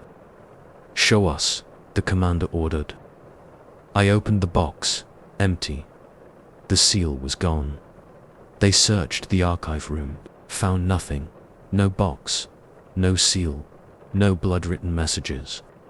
But this morning, new words appeared on my cell wall, written in script that glistens wetly in the dawn light. Truth demands sacrifice. My hands won't stop shaking. The words are still spreading across the stone, revealing everything, every secret, every sin, every truth I never wanted to know. They're coming down the corridor now, heavy footsteps, keys rattling, but they don't understand. The seal isn't finished. The truth isn't complete. I can hear it calling, somewhere in the dark, in the spaces between stones, in the shadows between words. The truth wants out, all of it, everything we've hidden, everything we've buried, everything we've tried to forget. And the seal is still waiting, still revealing, still hungry for blood and secrets. They'll find this confession, read these words, but they won't understand. Not until the seal finds them too. Not until they see their own truths written in blood on pristine parchment. The door is opening. Time has run out. But somewhere in the archives, in the darkness between shelves, a black seal waits, and the truth demands to be revealed. Press to reveal truth. Press to see. Press to. The manuscript ends here in a long smear of red-brown ink. Story 19. The arrow hit me during the first assault on Ocker's walls, clean through the shoulder. Not fatal, but enough to land me in the fortress infirmary. I didn't know then that the wound would save my life, or damn my soul. They carried me down to the long stone chamber beneath the fortress. 50 beds lined the walls. Most were full. The siege had lasted 3 weeks already. The air smelled of blood and herbs. Oil lamps cast wavering shadows. Brother Raymond, the physician, pulled the arrow out, cleaned the wound with wine. I barely felt it. The fever had already started. "Rest," he said. "God willing, you'll rejoin your company soon." The man in the next bed laughed. Harsh sound, like stones grinding. God has no power here. He was old, scarred, half his face hidden by dirty bandages.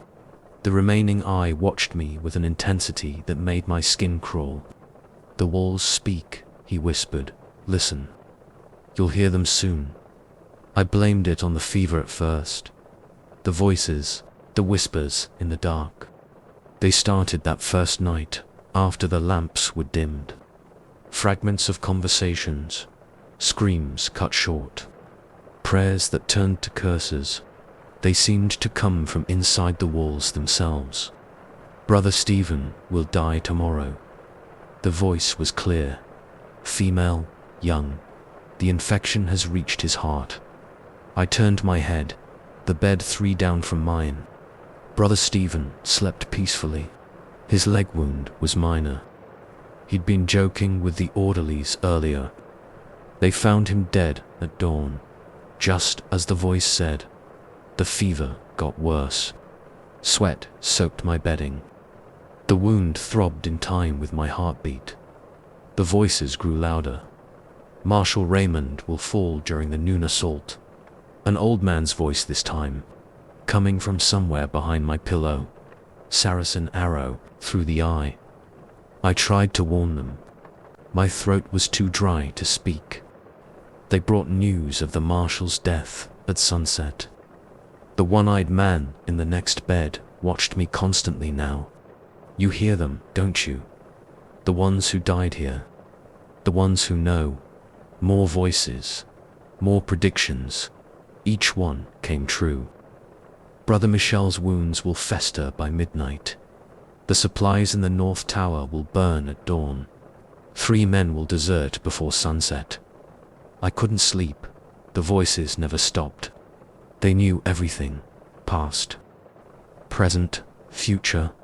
The secrets of dying men. The plans of commanders. The prayers of the desperate. Your wound is healing, Brother Raymond said on the 4th day.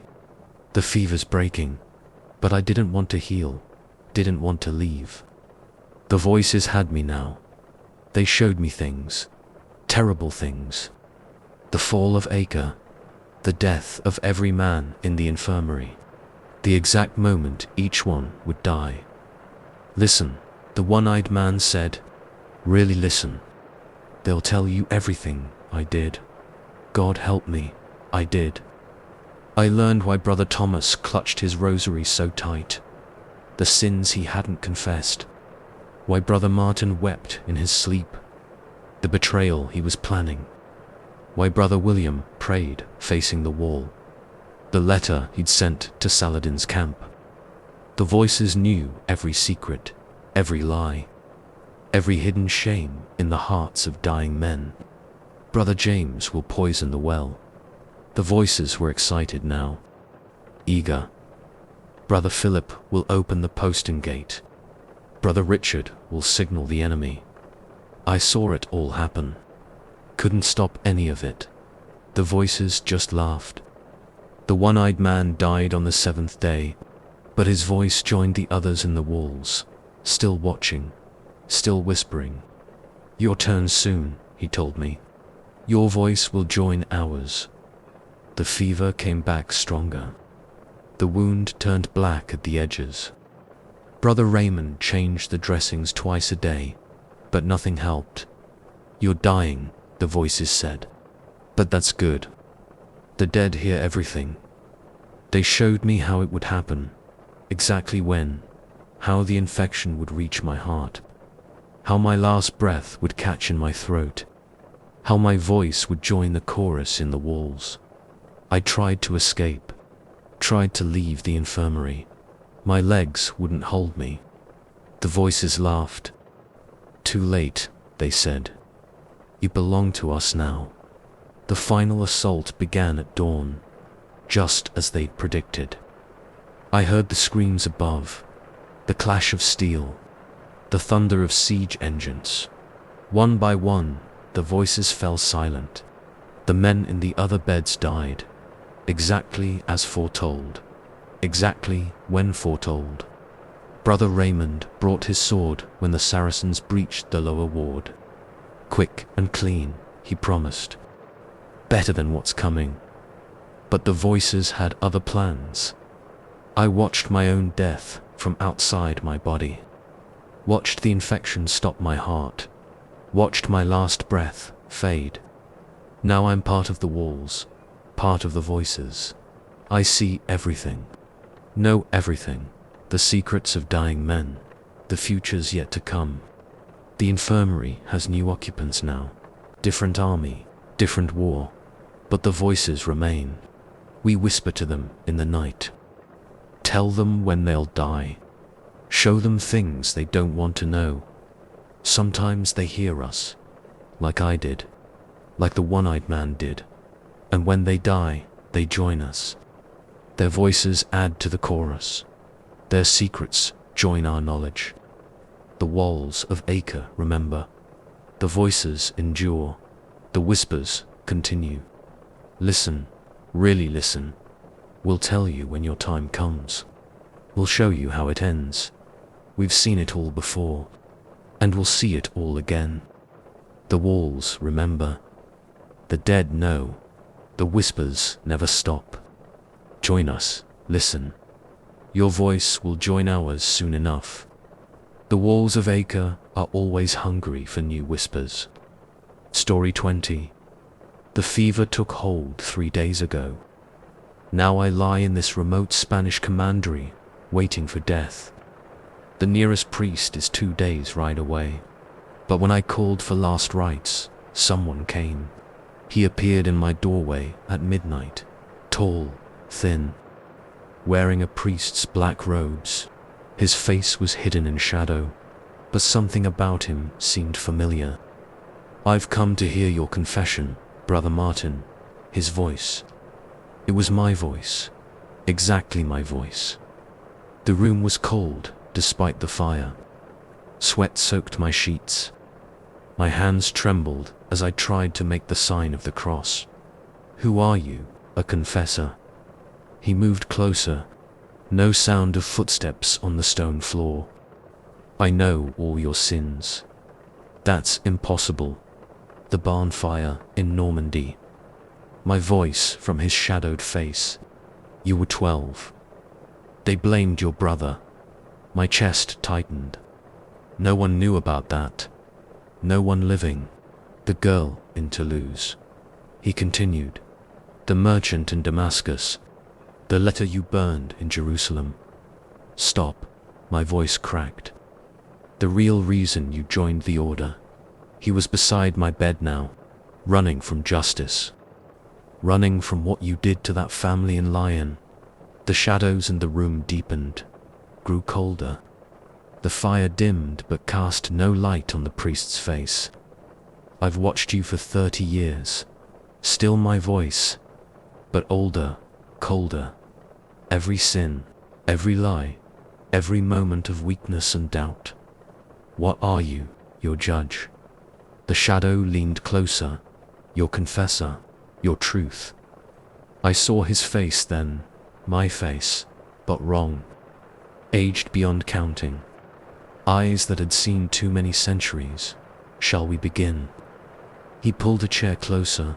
The wood creaked beneath him. "Tell me everything." I confessed to Almighty God.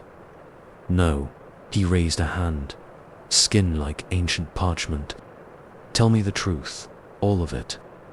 Start with the fire." The words came without my willing them. Memories I'd buried deep. Sins I'd never confessed. I wanted to hurt him, my brother. He was father's favorite. I didn't mean for anyone to die, but they did die. My voice from his mouth. 3 stable boys. "Tell me their names." I never knew them. Liar. His eyes burned in the darkness. "You knew, you watched them burn." "Say their names." "Thomas." The names clawed their way out of my throat. "William." "Peter." What did they sound like when the flames reached them? "Please, tell me," I told him. Everything, the screams, the smell, the way I stood and watched. How I blamed my brother. How I watched him hang. "Good," he nodded. "Now tell me about Toulouse." Hours passed. Days maybe. Time meant nothing. I confessed it all. Every dark deed. Every hidden thought. Every moment of cruelty and weakness. He knew when I tried to lie. Knew the secrets behind the secrets. The truth behind the truth. The merchant's wife in Acre. His voice pulled more memories loose. "Tell me what really happened." She was alone. Her husband was away. I wore my white mantle. She trusted me. "What did you take from her?" "Money, jewelry, her dignity, and her life." The words burned like poison. I couldn't risk her telling anyone. How did it feel, watching her die? Good God help me. It felt good. He smiled with my face. The truth, at last. "Tell me about Jerusalem." More confessions. More sins. Things I'd never told another soul. Things I'd hidden even from myself. The betrayals, the stolen gold, the brothers I'd left to die, the secrets I'd sold to enemies, the prayers I'd mocked, the vows I'd broken. "Deeper," he commanded. "Tell me why you really joined the order. To hide, to escape, to wear righteousness like a mask, and because I enjoyed it." The truth ripped free. The power, the privilege. The way people trusted the white mantle without question. His smile widened. Too many teeth. "Now you understand. Now you see yourself as I see you, as you truly are. The room grew darker, colder. The shadows moved like living things. One last confession. He leaned closer. His breath smelled of ancient graves. Tell me what you see when you look at me. I saw then, really saw. Not a priest, not a confessor, not even my darker self. Something older, something that had waited in this remote commandery for centuries. Something that wore confessions like a cloak and truth like a weapon. What are you? I am judgment. My voice from its mouth. I am truth. I am what waits for all who wear false righteousness. The shadows reached for me with hungry hands. Your confession is complete. It stood. My face melted away like wax. Your judgment begins. The fire went out. The darkness moved. They found my body in the morning, face frozen in a scream. But they didn't understand the truth. I'm still here, still confessing, still facing judgment. And I'm not alone. Other brothers come to this commandery. Other sinners seek last rites. He waits for them, wearing their faces, speaking with their voices, drawing out their truths. The confession never ends. The judgment never stops. Listen in the dark hours. You might hear us, confessing our sins with voices that aren't ours anymore. The truth will find you too, wearing your face, speaking your sins. The last confession waits, and judgment wears a familiar face. Story 21. The parchment moved. I swear it moved. Just a slight flutter at the corner, but there was no breeze in these underground chambers. I sat alone at my desk in the archives beneath the Templar fortress of Acre, surrounded by thousands of scrolls and documents. My candle cast shifting shadows on the stone walls. It was my third month cataloging these records. That's when things started happening that I couldn't explain. I'm Brother Thomas, a scribe assigned to organize the Order's documents in Acre. I was excited when I first received this assignment. The fortress held one of the largest collections of Templar records in the Holy Land. Ancient scrolls, financial ledgers, military reports, and private correspondence filled the underground chambers. I had no idea what I would find in those depths. The first strange incident happened on a Tuesday. I remember because it was my scheduled day for cataloging military reports. I pulled a scroll from 1187, documenting troop movements before the Battle of Hatton. As I unrolled it, my fingers touched something wet. Red drops stained the parchment. I looked up at the ceiling, expecting water damage, but the stones were dry. The liquid was fresh blood. I checked my hands for cuts, but found nothing. I should have reported it then, but who would believe me? Brother Gerald, the head archivist, already thought I was too young for this responsibility. I was only 22, the youngest scribe ever assigned to the Acre archives. I couldn't risk looking foolish. The next week, I found the prophecy. It was hidden inside a routine supply ledger from 1204. The handwriting looked familiar, but I couldn't place it. The text described the fall of the Order in precise detail, names of knights who would betray us, dates of battles not yet fought, locations of treasures not yet hidden. The ink was still wet. Brother Marcus disappeared 3 days later. He worked in the Eastern Chamber, cataloging religious texts. One morning, he simply didn't arrive for morning prayers. The other scribes whispered that he had fled in the night. But I saw his empty desk, scrolls laid out exactly as he always arranged them. His quill still rested in the inkwell. Even his sandals remained under his chair. I started noticing patterns in the documents. Connections that couldn't be coincidence. A letter from 1195 mentioned a fire in the fortress granary. The next day, smoke filled the upper corridors from a kitchen blaze. A report from 1176 detailed a collapsed tunnel beneath the eastern wall. That evening, we heard stones crumbling in that exact location. The other scribes began avoiding me. I caught them staring when they thought I wasn't looking. Brother Gerald assigned them to chambers far from my desk. Only Brother Thomas remained nearby, transcribing court records, until he vanished I found his last document unfinished.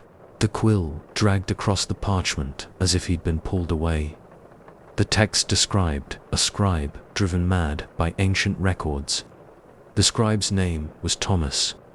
My name, the handwriting was mine. That's when the nightmares started. I would wake in my cell, covered in ink stains. My fingertips black from writing I didn't remember. Each morning, new documents appeared on my desk, written in my hand. Prophecies, warnings, records of events that hadn't happened yet. I tried staying awake at night. I tied my hands to the bedpost. I stopped writing completely, using charcoal to make only basic notations. Nothing helped. The documents kept appearing. Brother Gerald found me sleeping at my desk one morning.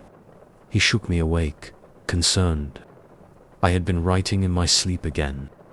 The parchment before me contained detailed accounts of Gerald's death, scheduled for the following week. The handwriting was perfect.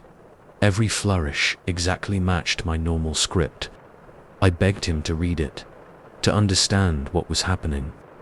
He just smiled and patted my shoulder, said I was working too hard, recommended more time in prayer, but his eyes were afraid. The next day, 5 more scribes disappeared. Their desks empty, work abandoned mid-sentence. I found their final documents. All prophecies, all in my handwriting, all describing their fates in perfect detail. I stopped sleeping, spent nights pacing the archives, watching the scrolls shift in their shelves. Sometimes I heard whispers in ancient languages, scratching sounds like quills on parchment. I would turn a corner and catch glimpses of robed figures hunched over desks, but they vanished when I looked directly at them. Brother Gerald died exactly as the prophecy described. A fall from the fortress walls during his evening walk. The guards found his body at dawn, positioned exactly as I had written. That's when the remaining scribes fled. Within days, I was alone in the archives. More documents appeared, hundreds of them. The fall of Acre, the persecution of the Order, names of knights who would die, places where treasures would be hidden, treaties that would be broken, betrayals not yet conceived, all in my handwriting, all still wet with ink. I finally understood when I found the oldest scroll. It was written in 1118, the year the Order was founded. It described everything: the archives, the prophecies, the disappearances, and me, the scribe who would channel the Order's entire history, past and future. The handwriting was mine. I still sit at my desk, writing. I no longer know if I'm recording the past or creating the future. The quill moves on its own now. My hands are just its tool.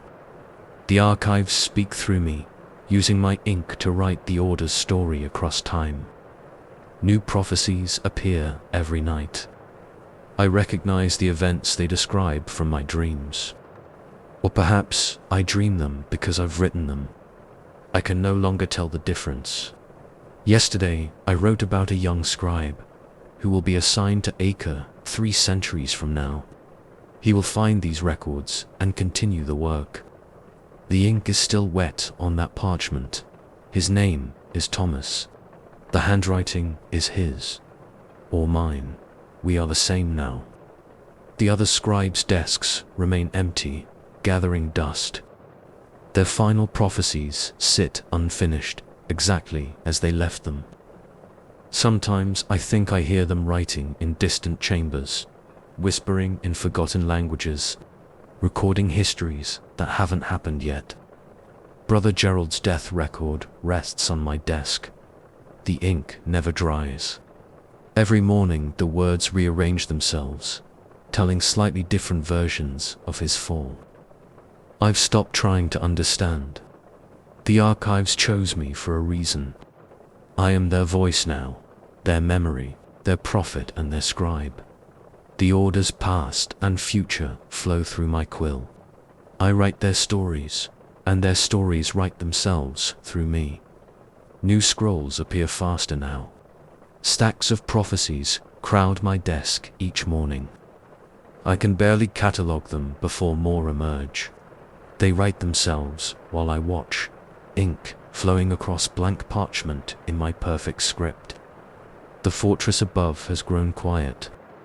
I rarely hear footsteps anymore. Perhaps everyone has fled. Perhaps they were never really here. Perhaps I wrote them all into existence, and now I have written them out again. Time means nothing in these chambers. I measure days by the appearance of new documents, by the shifting of ink across parchment, by the whispers of ancient scribes in the shadows.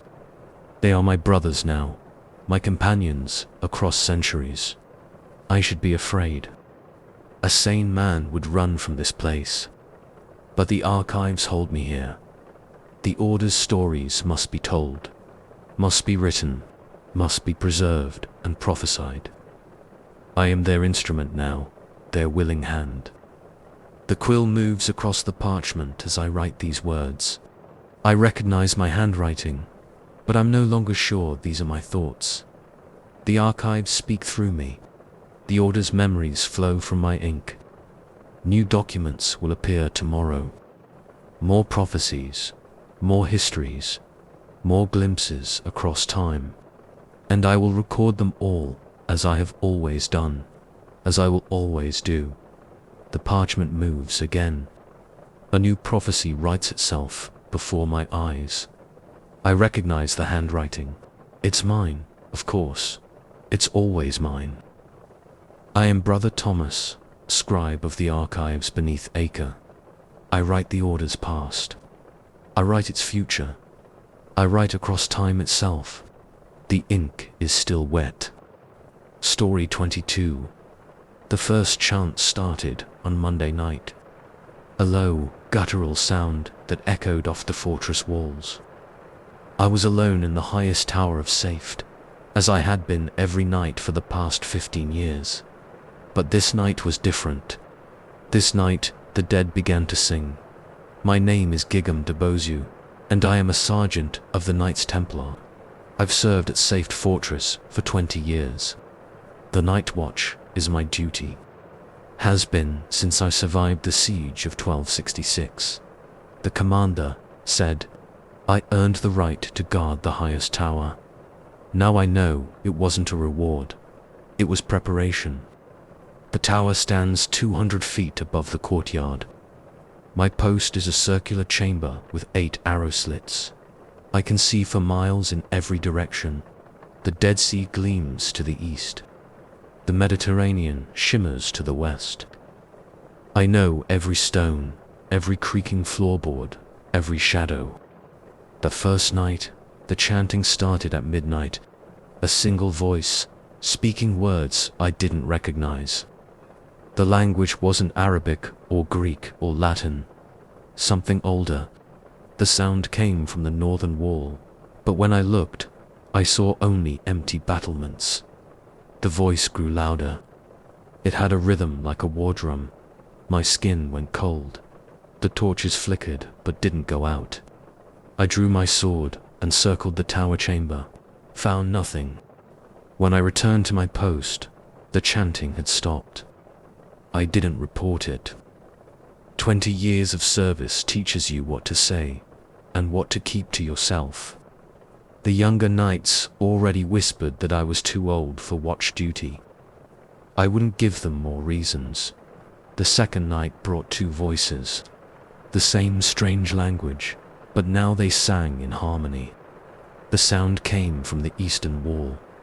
I saw movement in the shadows, shapes like men in armor. When I approached, they vanished, but the singing continued. My hands shook as I gripped my sword. Sweat ran down my back despite the cold. The voices grew louder, closer. I recognized the cadence now. It was a battle chant, the same kind we used during the siege. But these voices weren't human. The third night, I counted 5 distinct voices. They sang from different sections of the wall. The shapes became clearer. Knights in ancient armor. Some wore surcoats I recognized from the siege. Faces I knew. Men I had watched die. Bernard de Tremele stood on the western wall. His armor was dented where the Mamluk's mace had crushed his chest. Guy de Barzich's paced the northern battlements, an arrow still protruding from his throat. Others I didn't know by name, but remembered their deaths. The young knight who fell from the walls, the sergeant who burned in the gatehouse. Their chanting grew stronger each night. More voices joined. More familiar faces appeared in the darkness. All men who had died defending Safed, all singing that ancient battle hymn. By the 6th night, the entire fortress wall was lined with dead knights. Their voices shook the stones. The torches in my tower burned blue. My sword felt ice-cold in my hands. I couldn't stop shaking. That's when I began to remember. Fragments at first. Flashes of memory from the siege. Things I had seen but forgotten, or chosen to forget. I remembered the secret passage we sealed, the one below the eastern wall. 20 wounded men trapped inside when we collapsed it. We told ourselves it was necessary, that we couldn't risk the Mamluks finding the tunnel. Their screams lasted 2 days. I remembered the water we poisoned, the wells we tainted when we knew the fortress would fall. Hundreds died.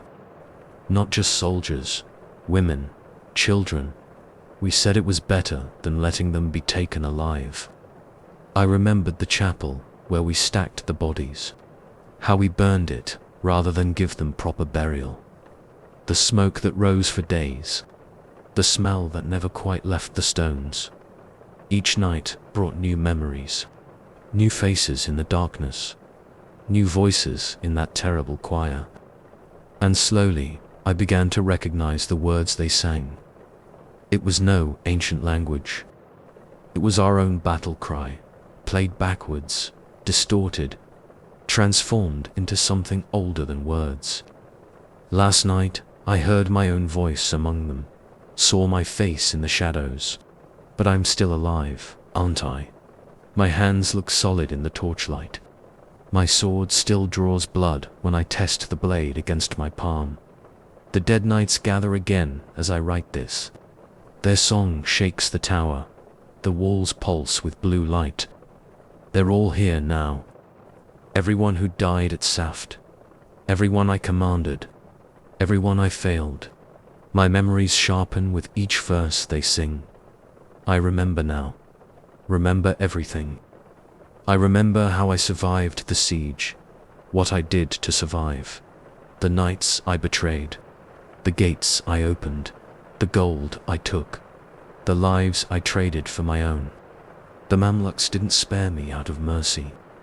They rewarded me for my service, for the information I sold them, for the men I helped them kill. 20 years of night watch. 20 years of guilt buried so deep I couldn't feel it anymore. But the dead remembered. They've always remembered. The song reaches its peak. The blue light blinds me.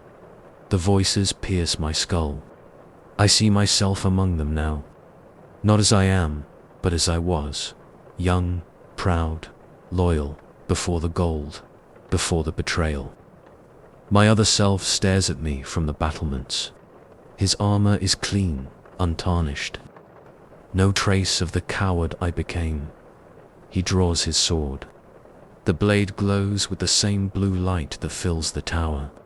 The choir falls silent. My younger self speaks. His voice carries the weight of every life I traded, every oath I broke, every sin I buried beneath 20 years of false service. Time to join the watch, brother. I understand now. This tower was never a reward. It was a sentence. A 20-year vigil leading to this moment. This judgment. The dead begin their song again. I know the words now. Have always known them.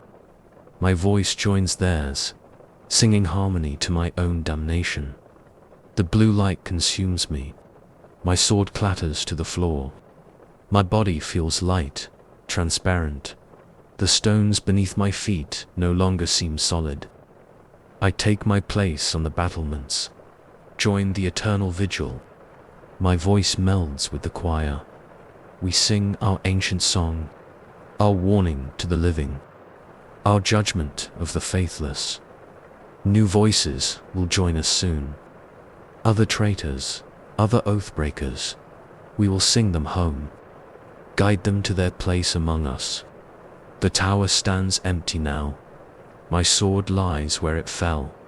They'll find it in the morning.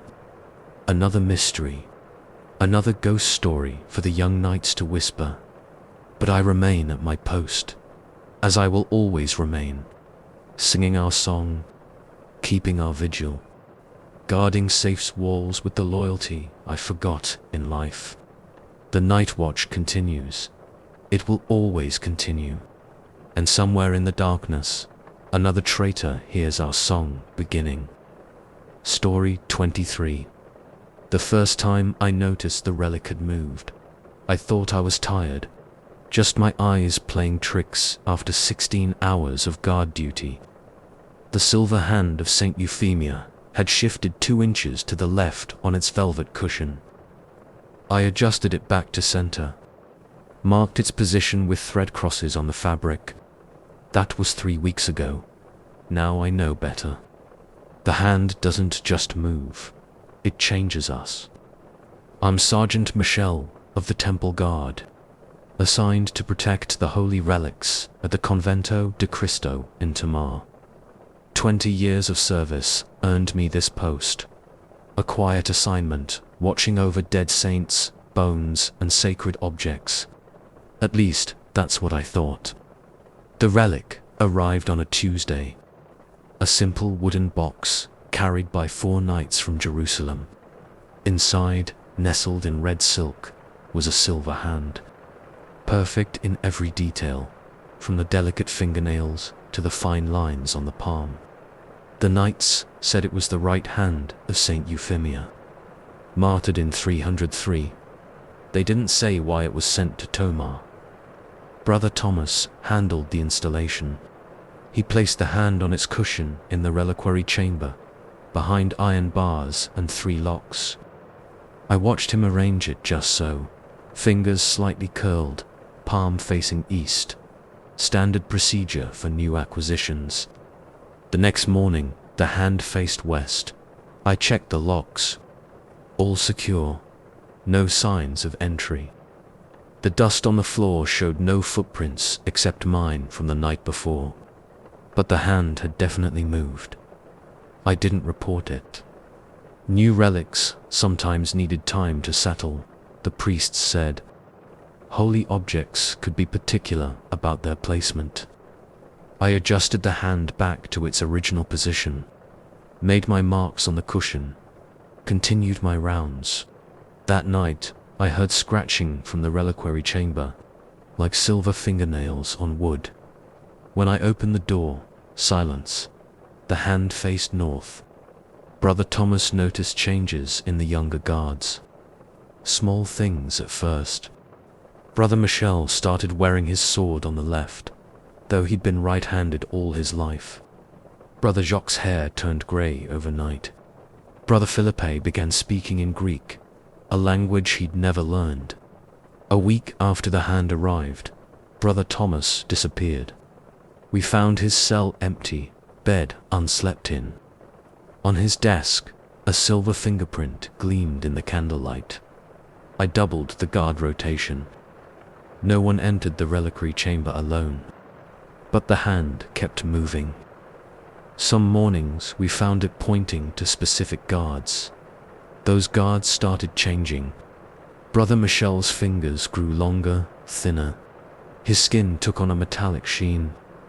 Brother Jacques began standing motionless for hours, arms at his sides, fingers slightly curled. Brother Philippe's voice became hollow, resonant like struck silver. I watched them during their shifts, saw how they stood closer to the bars each day, how their hands pressed against the iron, reaching for the relic, how their eyes reflected candlelight like polished metal. The scratching got louder. Every night now, coming from inside the reliquary, we started finding silver fingerprints everywhere. On the walls, the floors, the guard's armor. Brother Michel didn't show up for duty yesterday. His room was empty except for a silver handprint on his pillow. Brother Jacques vanished during his shift. We found his clothes in the corridor, arranged in the shape of a man, each finger of his gloves stretched and elongated. This morning, Brother Felipe spoke to me. His voice rang like a bell. She's calling us, Sergeant. She needs hands to do her work. So many martyrs to make. His fingers had fused together. His skin shone like polished silver. When he moved, his joints creaked like metal hinges. I locked him in his cell, posted extra guards. But I hear him scratching at the walls. The same sound that comes from the reliquary at night. Silver on stone. 2 more guards disappeared today. We found silver handprints on their beds. Their weapons remained, gripped by silver fingers that grew from the hilts. The hand moves constantly now, spins like a compass needle, points to each of us in turn. My own fingers ache. The skin feels tight, metallic. This morning I saw my reflection in a water bucket. My eyes shone like silver coins. Brother Philippe's cell is empty. The door remains locked, but the wall has a hole shaped like a hand. Silver traces mark his passage. In the corridor outside, I hear the click of metal fingers on stone. More guards show signs of change. Skin hardening to silver, fingers lengthening, voices becoming hollow and resonant. They stand at their posts like statues, hands outstretched toward the reliquary. The scratching never stops now. It comes from everywhere. The walls, the ceiling, the floor beneath our feet. As if silver hands are clawing their way through the stone. I've ordered the reliquary sealed. Triple barred the doors, posted archers in the gallery above. But we can't keep her contained. She doesn't need doors. She has hands. So many hands. Last night, I saw Brother Thomas again. He stood in the corridor, body rigid, arms like silver branches. His fingers had split and multiplied, 100 silver digits reaching out. His face was smooth, featureless metal. She chose us, he said, voice chiming like chapel bells. Her blessed instruments, her holy hands. He pressed his silver fingers to my forehead. The touch burned, left a mark I can see in mirrors. A perfect handprint that grows more metallic each hour. My own hands shake as I write this. The skin gleams in the candlelight. My fingers have begun to lengthen. Joints stiffen and creak. The change is accelerating. The reliquary chamber is full of them now. Silver figures with too many hands. They stand motionless until night falls. Then they scratch at the walls, reach through stone like water, spread their holy touch through the fortress. I hear Brother Philippe scratching outside my door. His fingers pierce the wood like silver needles. Brother Thomas watches from the corner, hands branching endlessly. Brother Michel reaches down from the ceiling, metallic digits dancing. My pen feels heavy. My fingers can barely grip it. The silver spreads up my arms. My voice resonates strangely in my chest. She calls us, her blessed hands, her sacred instruments. We reach for others. Share her holy touch. Soon the whole fortress will be her reliquary. Every hand her hand. The door splinters. Silver fingers curl round the edge. Brother Felipe's featureless face peers through. Behind him, a forest of silver hands reaches. My own fingers stretch toward them. Joints popping, skin hardening. The pen falls. The silver consumes me. We are her hands now, all of us, and we have so much work to do. The martyrs are waiting. Story 24. We lost the first pilgrim on day 3. Alina, an old woman from Venice. She had been walking at the back of the group. When we stopped to make camp, she wasn't there. No body, no blood, no tracks leading away. She had simply ceased to exist. I am Sir Robert, the commander of this Templar escort. 20 pilgrims under my protection, making the journey from Jaffa to Jerusalem. A route I've traveled 50 times before, but never like this. The morning Alina vanished, I ordered a head count. 19 pilgrims. My 5 knights confirmed the number. We searched the area for 2 hours, found nothing, not even her walking staff. That night, I dreamed of the route. But it was wrong. The paths twisted in impossible ways. Mountains appeared where there should be desert. Ruins stood where I knew there were only empty sands. I woke, sweating, my hands shaking. The second disappearance happened 2 days later. Marcus, a merchant from Florence. He walked in the middle of the group, between 2 of my knights. One moment he was there, complaining about the heat. The next, gone. The knights didn't see him leave, didn't hear anything. He vanished between one step and the next. 18 pilgrims remained. They huddled together as we made camp. No one wanted to sleep alone. I posted double guards. Ordered torches kept burning all night. In my dreams, the wrong route appeared again. Clearer this time. I saw ancient roads cutting through the landscape. Paths that shouldn't exist. Cities that had been dust for centuries. And walking these impossible roads, shadows of pilgrims. Hundreds of them. Thousands. All making the same journey.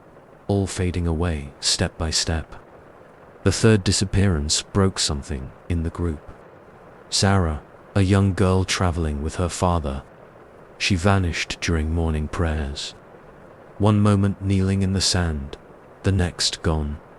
Her father screamed for hours. We had to bind and gag him to avoid attracting bandits. 17 pilgrims. My knights watched them with hollow eyes. No one spoke above a whisper. The desert seemed different.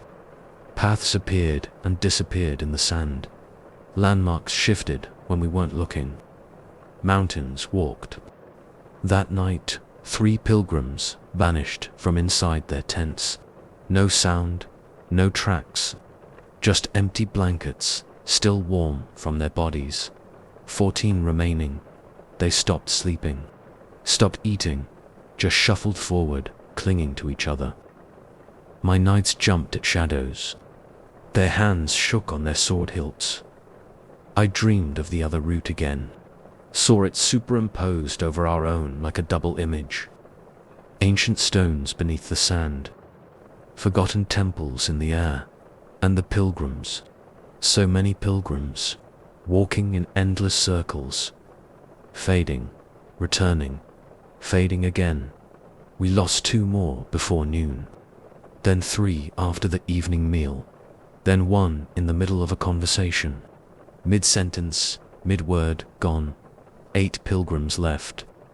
My knights gathered them in a tight circle. We roped them together. Posted guards at arm's length. It didn't matter. They vanished one by one. Between blinks, between heartbeats, between breaths, the ropes fell empty. 4 pilgrims remained on the 7th day. The desert had become completely foreign. Nothing matched my maps. Nothing matched my memory. Paths appeared in the sand, glowing faintly, leading in directions that couldn't exist. I saw the others now. The vanished ones. Glimpses at the corner of my eye. Transparent figures walking their own routes. Some new, some ancient, some not yet happened. All making the same journey. All fading away. My knights saw them too. Stopped trying to hide their fear. Sir Guy wept openly. Sir Robert prayed without ceasing. Sir Thomas simply stared, his eyes tracking movements I couldn't see. 3 pilgrims disappeared that night, simply faded away while we watched. No sound, no struggle, just there, then not there. Like a candle going out. 1 pilgrim remained. An old man named John. He smiled constantly now, spoke to people we couldn't see, waved at empty air. "They're all here," he said. "All the pilgrims, all the routes, all the journeys, past and future. We're all walking together." Single quotes, he vanished mid-smile. I watched it happen. His body became transparent, then translucent, then gone. No trace remained. My nights broke. Sir Guy ran screaming into the desert. Sir Robert fell to his knees, clawing at his eyes. Sir Thomas simply sat down and stopped moving, staring at nothing. I see the truth now. This route, this journey, it never ends. The pilgrims don't vanish, they join the others. The endless procession, walking all the routes at once. All the paths that were, are, will be. We found Sir Guy's body 2 days later. He had walked in a perfect circle until he died of thirst. His footprints stopped suddenly, as if he had been lifted away. Sir Robert vanished during his prayers. 1 moment prostrate in the sand, the next gone. His sword remained, perfectly balanced on its point. Sir Thomas still sits, still stares, his body growing transparent. I can see the sand through him now. Soon he'll fade completely. Join the others on their endless walk. I dream of the routes constantly now. Awake or asleep, I see them. Countless paths overlapping. Countless pilgrims walking. Some dressed in ancient clothes. Some in styles I don't recognize. All making the journey. All fading away. My maps are useless. The landscape shifts constantly. Mountains appear and disappear. Ruins rise from the sand. Age centuries in minutes, crumble to dust.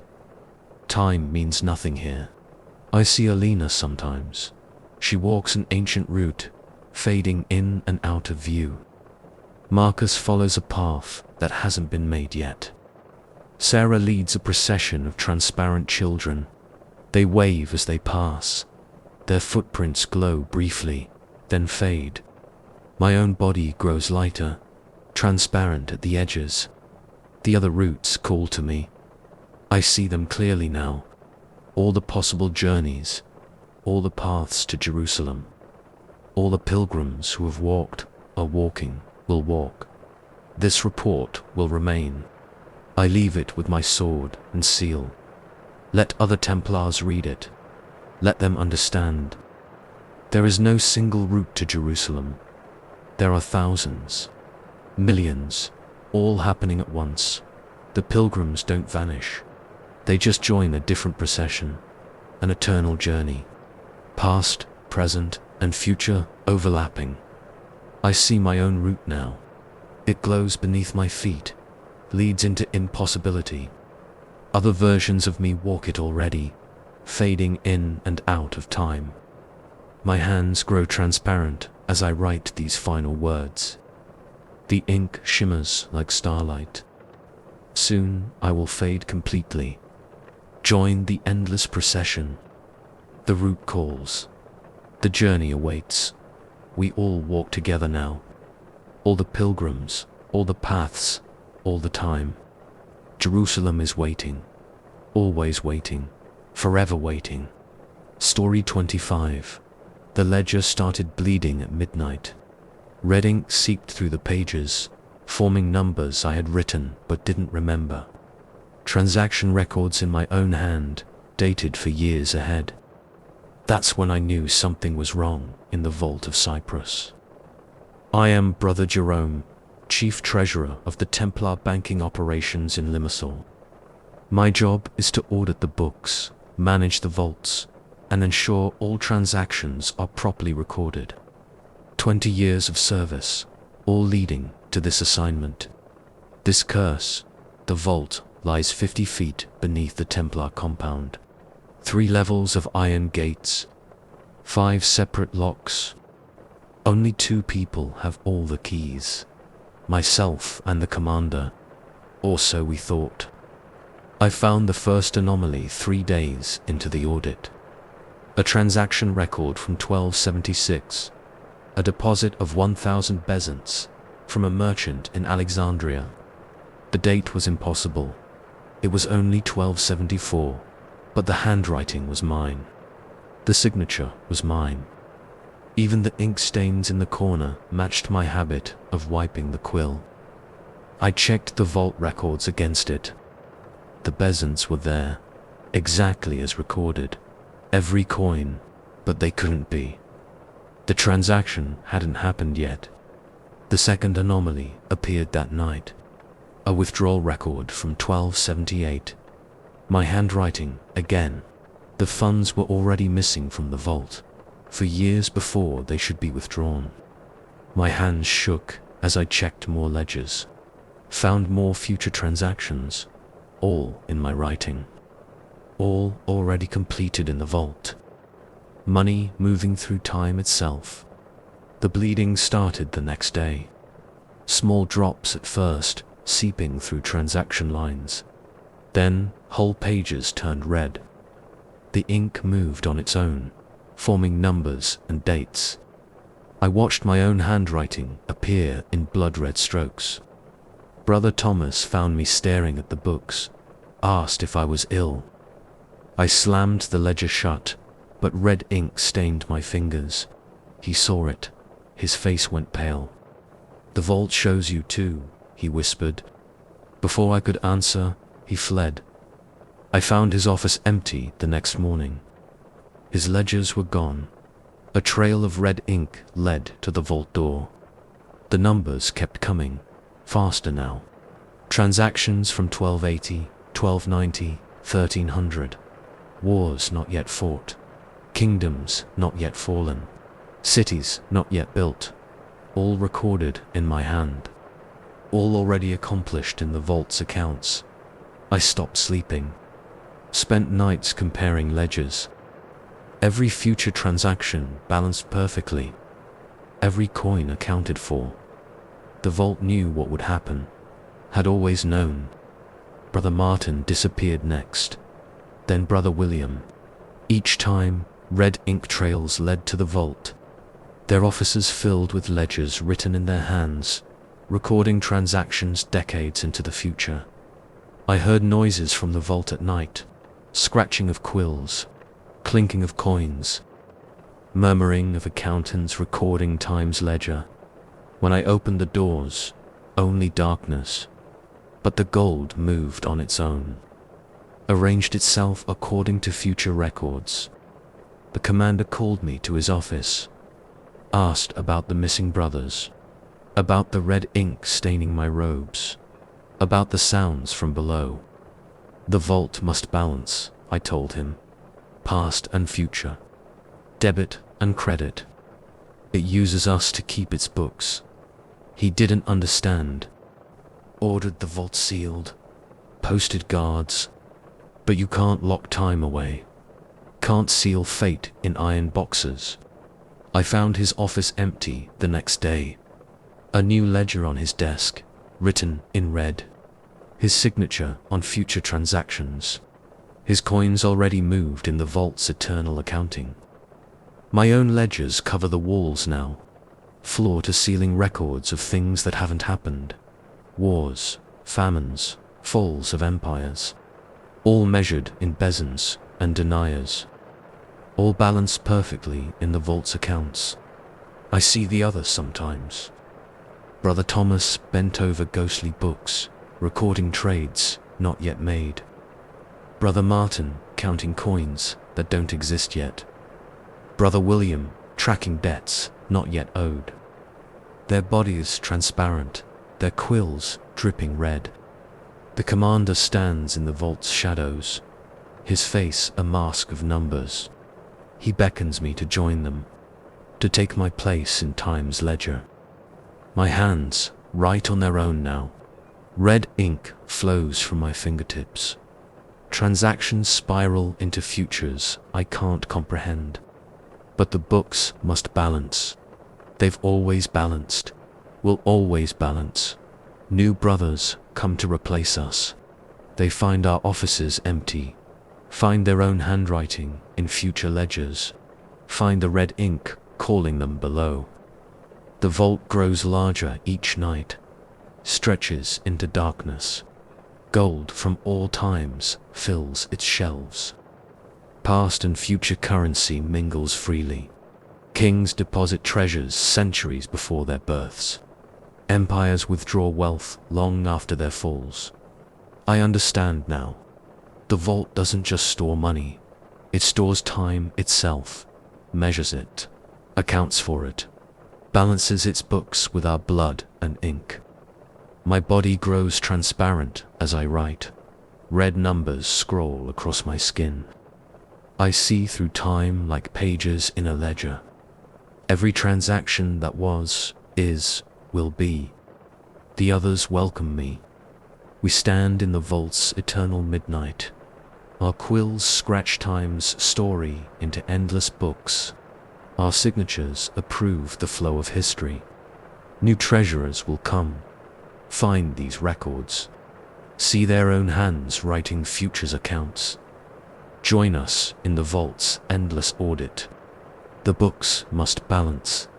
They've always balanced, will always balance. Time's ledger remains eternal, and we are its accountants, forever counting, forever recording, forever balancing the books of existence itself. The red ink flows, the vault endures. The accounts must balance,